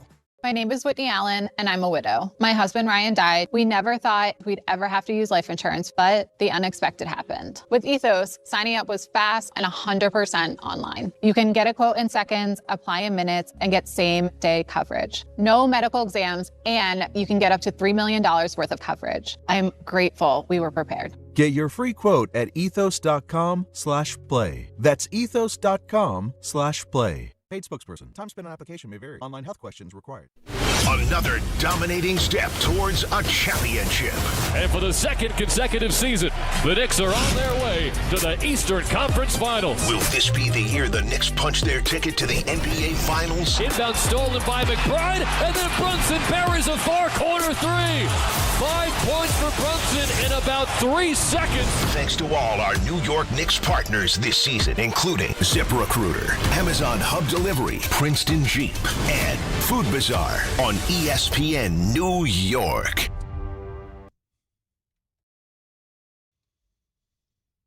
So the full NFL schedule comes out on Thursday, if there's anything left to announce, because major leakage. Well, it's not that much. Unless maybe you saw more than I did.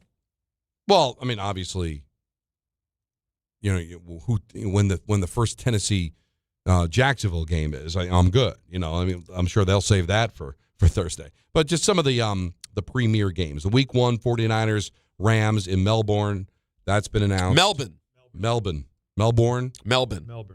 Wait, not even Melbourne. Melbourne. But so the R is just there for sexiness? Yeah, it's go scratch then. I'm not going to watch the game. He's out. No, it's Melbourne. You know why? Because there's an R in it. No. And you know what? If I don't care. But this is why people aren't going to go. I don't think because they want to pronounce it the way they want to pronounce it. Just because you were there, show off. I wasn't there. Well, you flew over it, no? I've just been told by many people there. It's not if you go. It's like that thing. You show up and you're like, it's like where's Houston Street? Yeah. If you're like, oh, I'm so happy to be here in Melbourne. They're like, that's not what this place is called. But I'm going to say there's an R in it, and that's what I'm going to call. That's what I'm doing. Take the R out. This is how you're grown-ups now. This is how we say it in America, pal. Yeah, but I mean, I think it's. That's why you're on the other side of the world. Yeah. And if it wasn't for your fancy opera house, we wouldn't know you existed. That's that and in Bluey. Sydney? Thanks for Bluey. That was fun. And that's it. And that's all you get. So now I'm going to protest the game. All right, Melbourne. Melbourne. Well, it's got an R in it. Listen, I don't. They're Australian, man. They have an accent. It's pronounced Melbourne.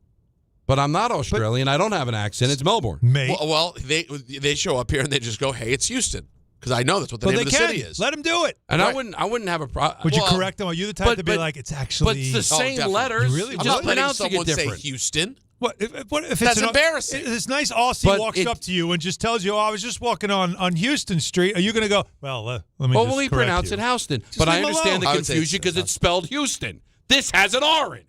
Defend it. They can't. Have an R. What if I say to them? No, it's Melbourne. All right. Why is there an R in it? Yeah. They wouldn't know what to say. Stand up for the R. I just flew. It'd be worth flying 19 hours just to have this conversation with this person. The R has rights. He has feelings. Stand up for the R. Well, they have an Australian accent. They say Melbourne. Just they're toolboxes over there. I don't. That's just the accent, though. I'm telling you. But then accept that I don't have the accent and I pronounce the R. It would be rude for them to correct me. But I don't know if they would. I'm trying to tell you, so you don't have to correct you're being that guy. I'm just like, I just know it's Melbourne. That guy Thursday. Remind me, Jacob. It's Peter. Melbourne. Peter Rosenberg. We have listeners in Australia. I know we do. Well, we know we do. Our good friend who came to visit us. Yeah, Jarv will tell you that it's Melbourne. No, he wouldn't. No, he wouldn't correct us. He would let us do it. Yeah, he would accept the free lunch he got from us. Cowboys at Giants. We know that's the Sunday night game, Week 1.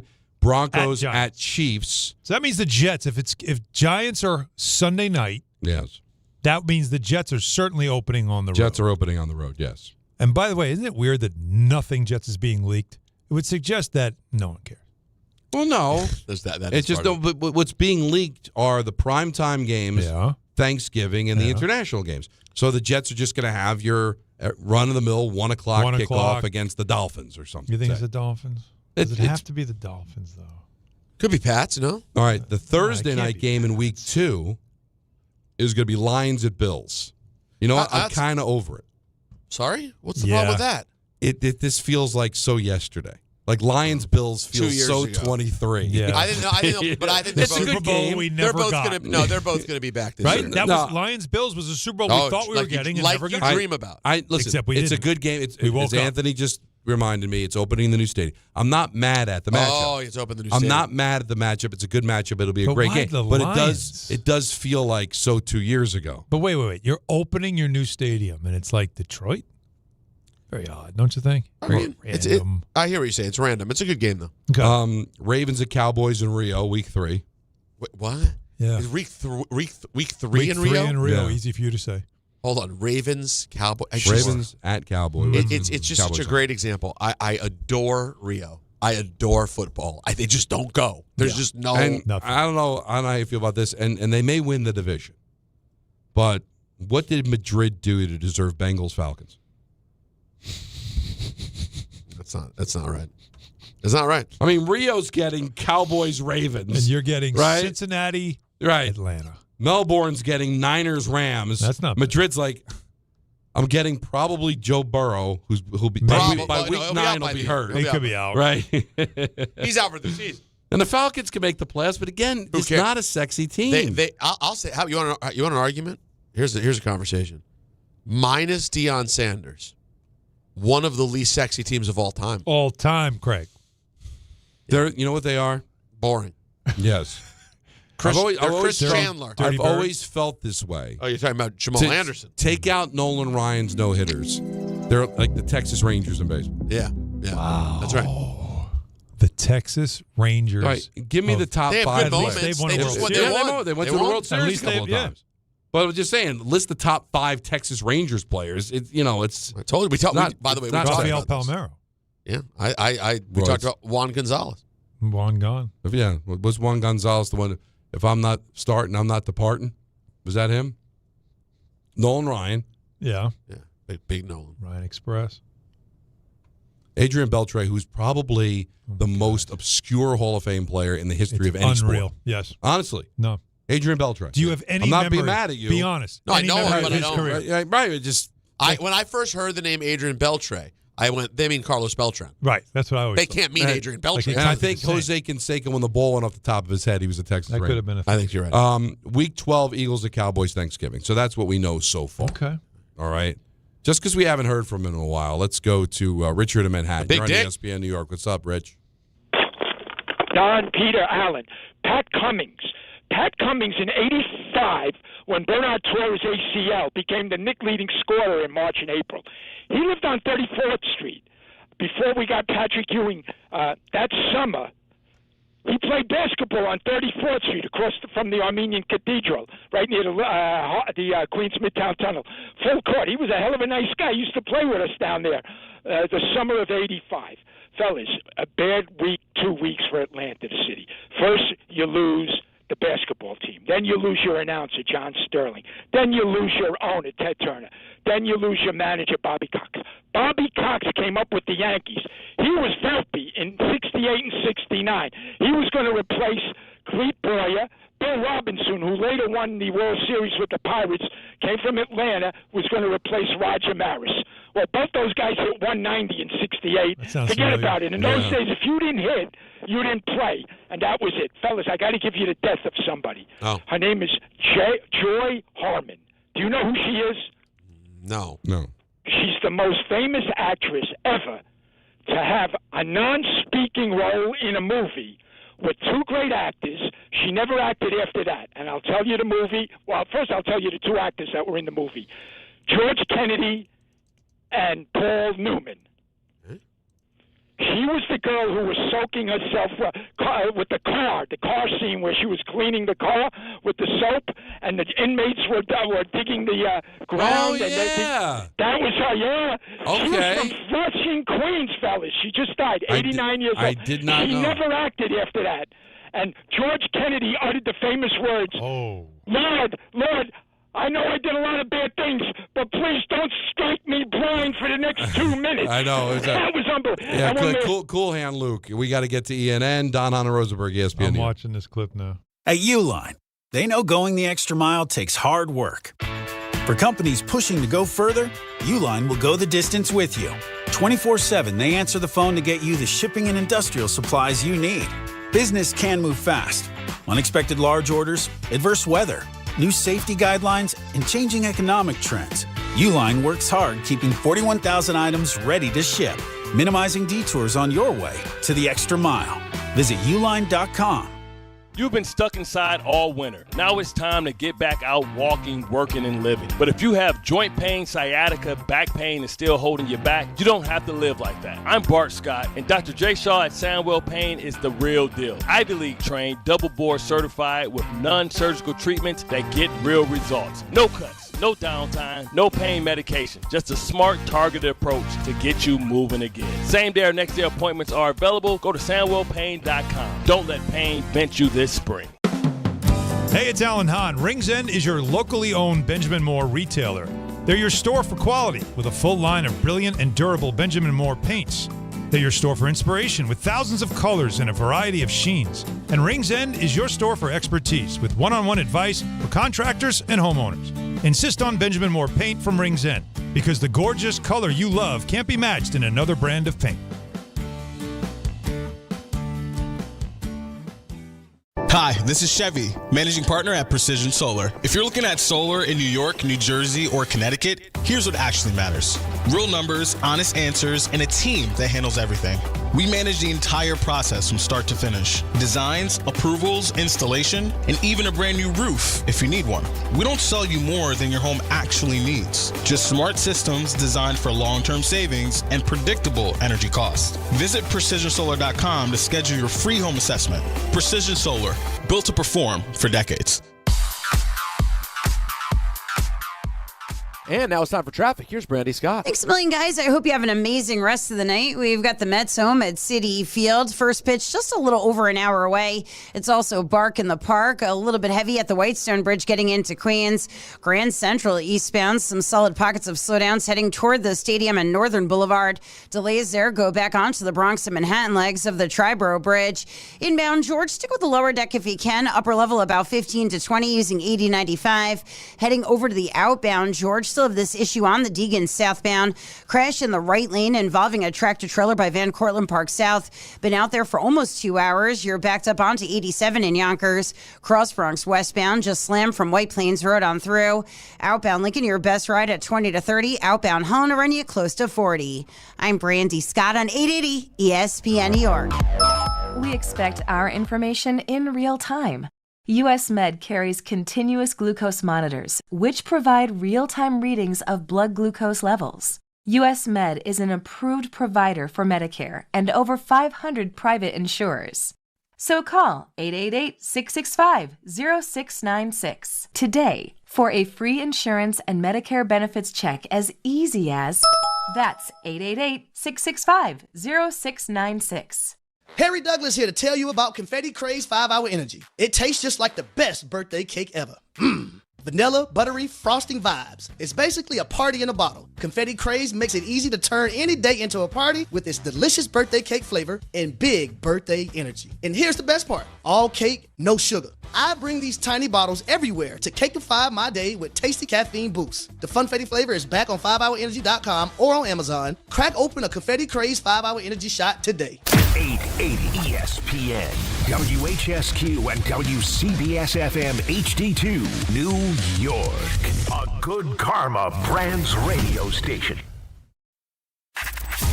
This is an ENN Special Report. Now reporting... The very handsome Jewish man, Peter Rosenberg. We should talk some sports. Do what you want. It's ENN. Peter Rosenberg!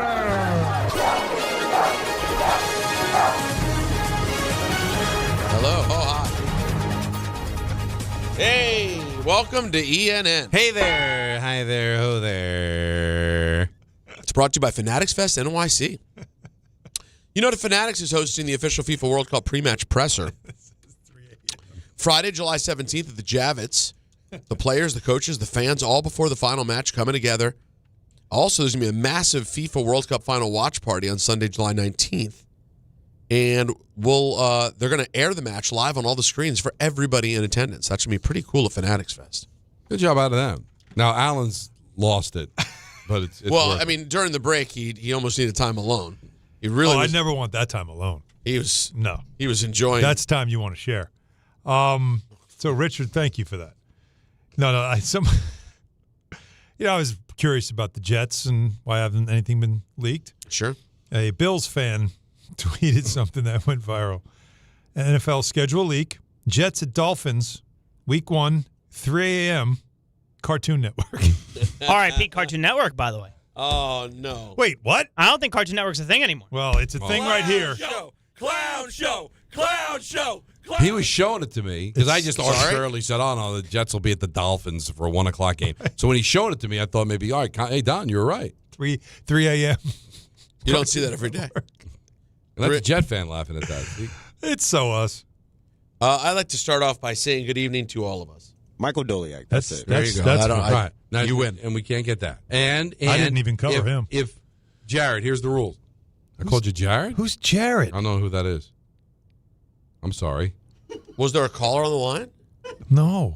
He was talking to Jacob. And I think the Michael caller, Doliak. that's Billy. There you go. That's right. Now you win, and we can't get that. And I didn't even cover him. If Jared, here's the rules. Yeah. Now I'm curious who Jared is.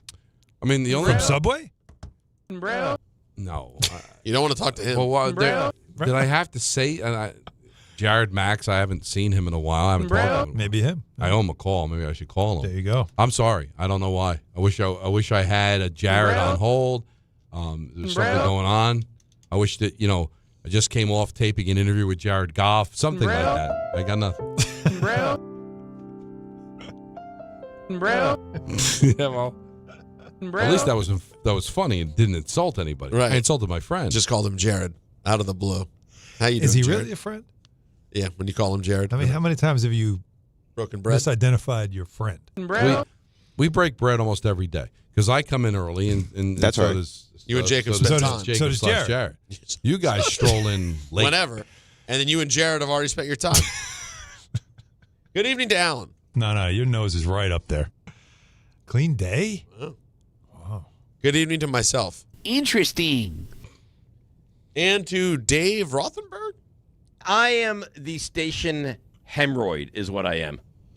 There's a little something going on in the morning. What's happening now? He wants to take, I believe it was Ben, to the Knicks game. I guess one of the finals games or something, or one of the conference final games. And he was told maybe he'd get one ticket for himself. Yeah, but it was said on the air that if Rick wanted to go, he'd get two. No. You sure and that so happened? that's the response that Dave got, and I don't blame him. Why? No, I don't think it's true. I don't think it's true. Dave is way more important to the station than Rick. Oh. Are you? What?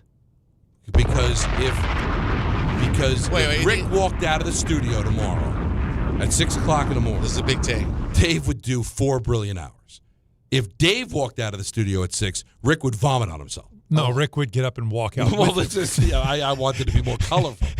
And that's not to say that Rick isn't a fabulous talk He's show very host, talented. but one needs more than the other. I'm sorry. Rick's not. He said he's not doing a show by himself. With that equation, I would. Doesn't it make it agree. more Does this important? really happen, though? Is this Right. real, though? This is real, yes. Someone reached out and said Rick could get 2. Not someone. They asked John.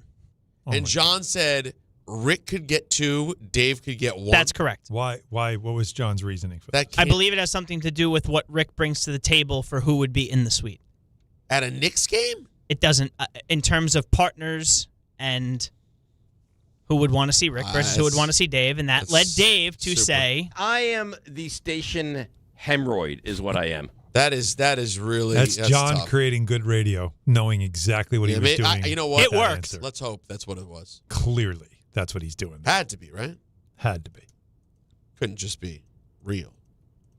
Wow, that's very troubling. Hey, let's hear from Breece Hall.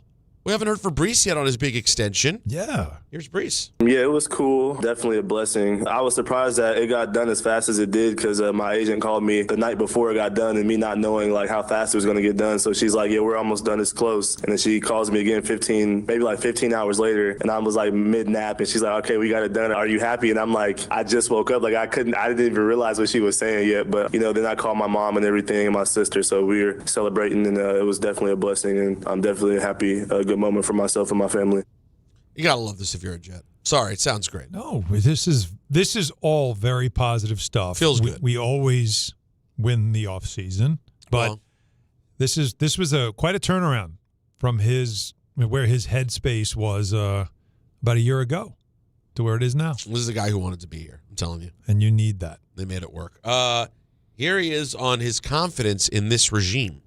Just the fact that they brought a proven, veteran in like Gino, and then we drafted some, really good guys, and I'm still getting to know everybody too. So just seeing that, let me know that, okay, we're really trying to build something here, and AG always telling me that, I'm his guy. So him always instilling that confidence or telling me that he has that confidence in me and the confidence I have in myself is very big. So it definitely meant a lot for me because they showed me and told me that they wanted me to be a part of this thing. So I'm definitely happy to be here. So, Don, we've taken Glenn to task for podium stuff, right? Yes. Yeah, it hasn't always been great. What do we think about the fact that from the start of his tenure, a year later, the players really seem to respond to him? They seem to like him. They seem to, right? Because it just is there like, something to be said that while we may not love the podium stuff, does that even matter if behind the scenes he does have the players' attention and respect? Because it feels like there's a plan. Well, and let me ask you this. What would players notice? A plan? Maybe, maybe not. Not saying the players aren't educated, but I don't know if they follow plans. I think it's how they're treated. What if they notice, you know what? This general manager doesn't look like a puppet for Woody Johnson the way the other general manager did. Maybe they just like the fact that I've heard him say no to Woody. What does that have to do with Glenn? Wouldn't that again? I don't know if it's happening or what not. What does it have to do with Glenn though? Or just any of them. No, I'm saying overall administration. Overall administration. That these are guys that the general manager to the head coach all seem like they're their own men. And what did he see? He saw before Glenn, or maybe early on with Glenn and Muji, or before with Saleh and Douglas. We saw yes men. These guys don't seem like they're yes men, right? Maybe. That's what I'd like to know. I'd like to know more. But the Muji thing I'm all in on. Like just the way he carries himself, the way he's been ahead of the game on a lot of things. The way he speaks, like he speaks with an authoritative voice when talking about the team and his plans and all that stuff. There's just something that I think is impressive about Darren Muji. But what I hear from what players say from their interactions with Glenn, they hold him with some reverence and regard, and that's important. It doesn't sound put on. Well, I think it sounds like a legit. I think this guy really does care about his players, and the players feel it and feel it's genuine. Well, so let's see what it becomes. I liked Robert Saleh. Yeah, but he did come off a little rah-rah. But it's rah-rah. It's running up and down the stairs before the game, and he didn't play. Like Glenn played. You imagine the respect that you have from other players that Glenn played. He also played at an elite level, not a Hall of Fame level, but a Pro Bowl level. He's very good. He's a guy that's one of us. He plays, he gets it, he understands. And I think in an analytic world, we're starting to see a lot more managers and coaches with no experience as a player and some no experience on any level playing the game. Mm-hmm. Now, Robert Saleh played the game, but not the NFL level. And so when Glenn does certain histrionics that kind of come off as goofy, as a player, they're like, he's a former player. Mm-hmm. He's not being performative. Like I felt like making sure that they videotaped Saleh running up and down the stairs at the stadium before the game, bumping chests with the players when they're coming up. It can come across as kind of phony to players, right? I'm not saying it was or wasn't, because obviously Saleh was fit. Saleh looked like a player. Mm-hmm. But do those things come across maybe as performative to a player? That they'll forgive Glenn for it because you know what? He was a player. He's not being performative. He's got us. I think we're trying to label it. I think it's just a vibe, and they have a vibe with him that they like. Something. Ultimately, still got to see it, right? Listen, they got to win. They win. Guess what? It's all good. They lose. He's great. gone. It all goes away. It's so true. But there is some energy, obviously. At least that sounded like that to Breece. Feels it, yeah. All right, let's go to. Uh-oh. I always have to think about it. Do I want to go to the what? To the Mets? Do we need to? You can do what you want, man. What does Mendy have to say about Patrick Ewing? Hey, Jay Ewing. No, I have David Stearns. Oh, sure. Do you believe he lights up a room? Do you believe? Do you believe the Mets can still make a run? I do believe that. We have not shown. What that answer yet, did you think he was going to give? That clip, if anybody on any show on our station plays it, you're not paying attention. That clip is only meant to be played if his first answer is no. No, I'm all good. No, but I don't think so. Here's a genuine Because answer. what else do you think he's going to say? Well, how about saying this? Not as presently constituted. Yeah. Not if we're going to be 10 games under 500. Thank not you. if guys are going to perform the way they're performing. I'm going to have to do a lot here to convince you that we're going to be able to turn it around. I believe we will turn it around because I'm going to make some changes. And the first change we made is, guess what? A 21-year-old center fielder, our second best prospect in the league. 78th best prospect in Major League Baseball is our starting center fielder. Well, it begins today. Well, they said to him. How about that? Yeah, I like that. If the manager's not the problem, what is? I think we've underachieved. There's no question. Collectively as an organization, we've got to figure out a way to get better, and I think we will. Great. See, all right, can you no delete that other one, though? So no other show ever plays it, ever? Well, but there was more after that. Let's hear what he said. Maybe it wasn't that good. No. I do believe that. We have not shown that yet, but I do believe that. Why? I think we have the talent on the roster and the character on the roster to make a run. We've got a lot of season left. I'm not going to say it's early. Make a run? It's not. We're a quarter into the season. It's not early anymore. But we do have enough season left to make a run, and I think we have the talent to do that. They're just saying generic things. Yeah. Give me something tangible. Like the example what I you gave said that's exactly what he should have said. Yeah, because it shows passion. It shows that I screwed up. I need to be better. We're going to make changes. Because as presently constituted, nobody is going to believe. No. It's just going to be something that snaps. That's the problem with this organization. It's always going to be something that's going to come together. But if it's magic, then it's not sustainable. That's what I keep telling people. Maybe they will make a run. Maybe they will play better. Maybe they will find themselves playing meaningful games. But I want something sustainable. Not that, oh, look at the run we made, and then everybody's going to project them next year, the hottest team in September. Mm-hmm. So they're going to win the championship. The Hamburglar's going to throw out the first pitch, and everything's going to turn. Yeah, well, that's what Don's hyped for the Hamburger. They're right, and he's going to fart a baseball to the catcher for the first pitch. And it's going to be the fart. The fart made it happen. Well, Greg. Fart around the world. Clown show. Because if farts made things happen, I'd be king of the world.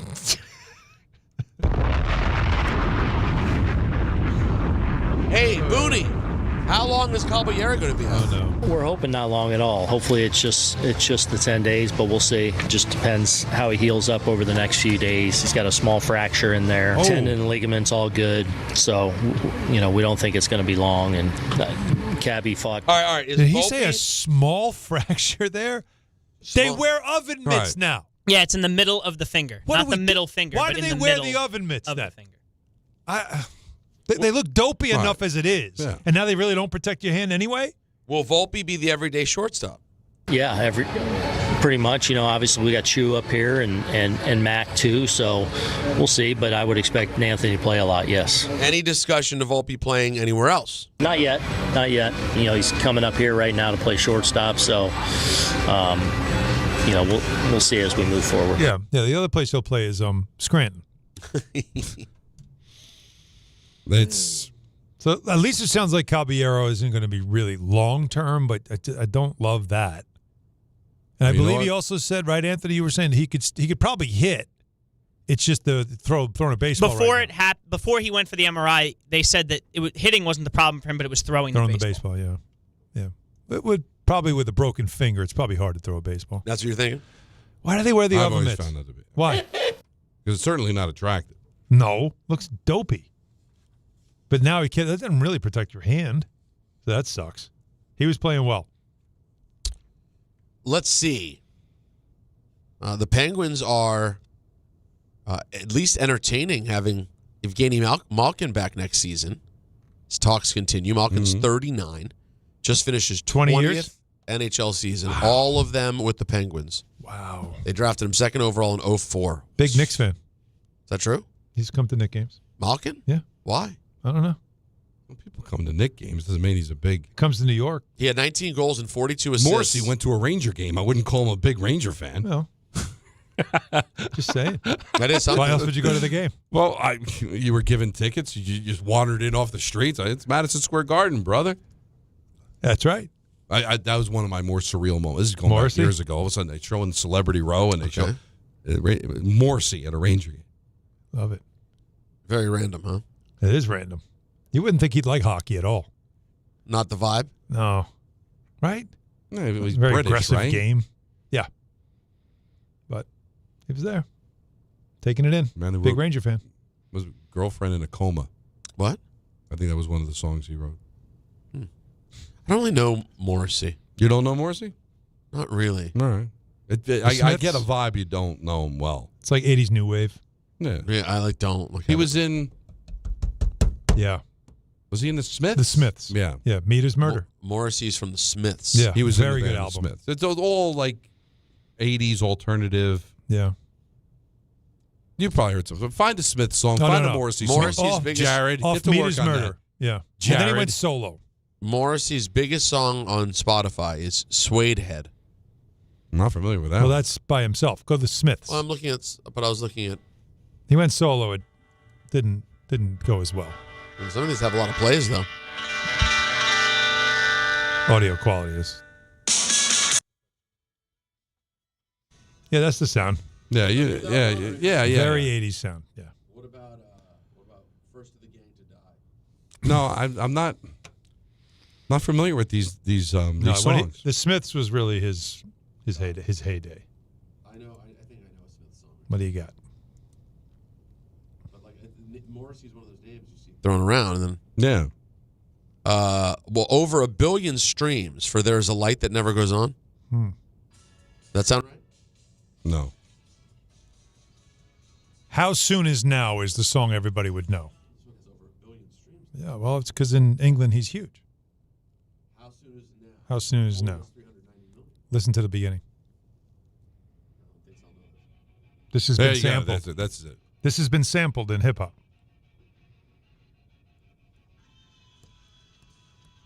You know this one. You know this song. I could see just the money from YouTube just flying away. Oh yeah. Oh, it's not on YouTube. Shutting us down.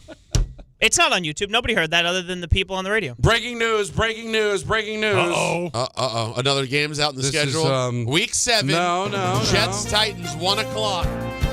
No, this is from Gary Phillips. Sure. Who covers the Yankees for the Daily News. Tomorrow's Yankees-Orioles game has been moved to 1 o'clock due to inclement weather. You're a bad guy for what you just did. Why? No, we were just playing the Smiths. Breaking news. I at least thought I thought you'd say it was means week. that Michael's not on. I did send it to Peter first. Paul Grassa. It's here. Get Grassa on the horn. That's a good. You know what, Don? Guess who's working at 1? I didn't even think about that. Yeah. That's who it's really, news that for. breaking news was more for one Anthony and person. John Winthrop. Yeah. I'm going to send that. Michael shan't be doing his show tomorrow. Michael shan't do it. He's needed at the stadium. Danahan already texted me. We got somebody pulled like the fire alarm at ESPN Radio. Michael's not working. Yankee game, 1 o'clock. Jake Asman. Somebody's going to come flying down a pole somewhere out of nowhere like a fireman. So tune in at 1 o'clock. You'll either hear Dan Grassa, Ty Butler, or Jake Asman on. Interesting. Jake Asman's going to break down that Dolphin jet tilt at 3 o'clock in the morning on the Cartoon Network, week 1. I heard no Eagles doing that. Clown show. Interesting. You think I'm joking? Right now, there's just people are in a panic right now. Where's my Cartoon Network? Phones are lighting up. We got no Michael tomorrow. What are we going to do? Dan Gross, if you're listening, pull over. Call John now. Yep. What's the big inclement weather is the question. Well, they're calling for rain. Yeah. Tomorrow night. So they, forecast calls for rain. How long have they been doing that? The moving games before the weather happens. Well, if you've been taking a look at the Camden Yards, they only have to alert like 4 or 5 people that the game's been changed. So, God, games at Camden Yards aren't empty enough this time of year. You make it 1 o'clock on a Wednesday. 1 o'clock. And by the way, it'll look like that game when the riots were happening in Baltimore, like after Freddie Gray, and they didn't have any fans there. That's what it's going to look like tomorrow. It'll be like a COVID game. They should bring the COVID cutouts back and fill the seats. No one's going. And again, I actually had trouble sleeping last night. Go ahead, talk us through it.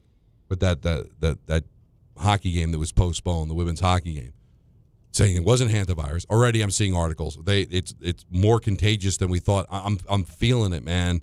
Talk me off the ledge. I'm reading things. It feels like the summer. It feels like late summer, early fall 2019. Oh, it's not coming to the United States. You're seeing all those people in Italy, in their house. Oh, no, we're good. All is well. Just telling. I can't. I don't think it's. I'm telling you the truth. I don't think that's the case.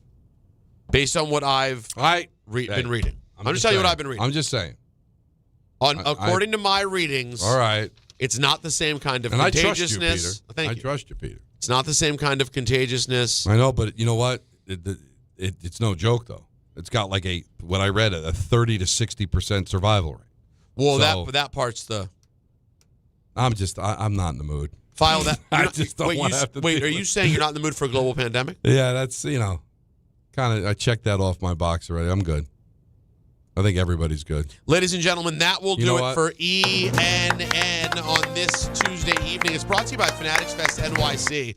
So many greats and near greats will be there at the Javits Center, July 16th to 19th. No, mostly greats. Mostly greats, including Go Knicks. Aaron Judge, Jalen Brunson, John Cena, and so many more. Danhausen's going to be there? He'll be there. Go Knicks. Tickets available now at fanaticsfest.com. All right, this was a fun show, an eclectic show. Back with you again tomorrow at 3. But tune in at 1 to find out which one of the trio will be filling in for Michael Kay now that game has been shifted. Enjoy the Mets and Tigers. Back with you tomorrow at 3 o'clock on a Wednesday. Don Hahn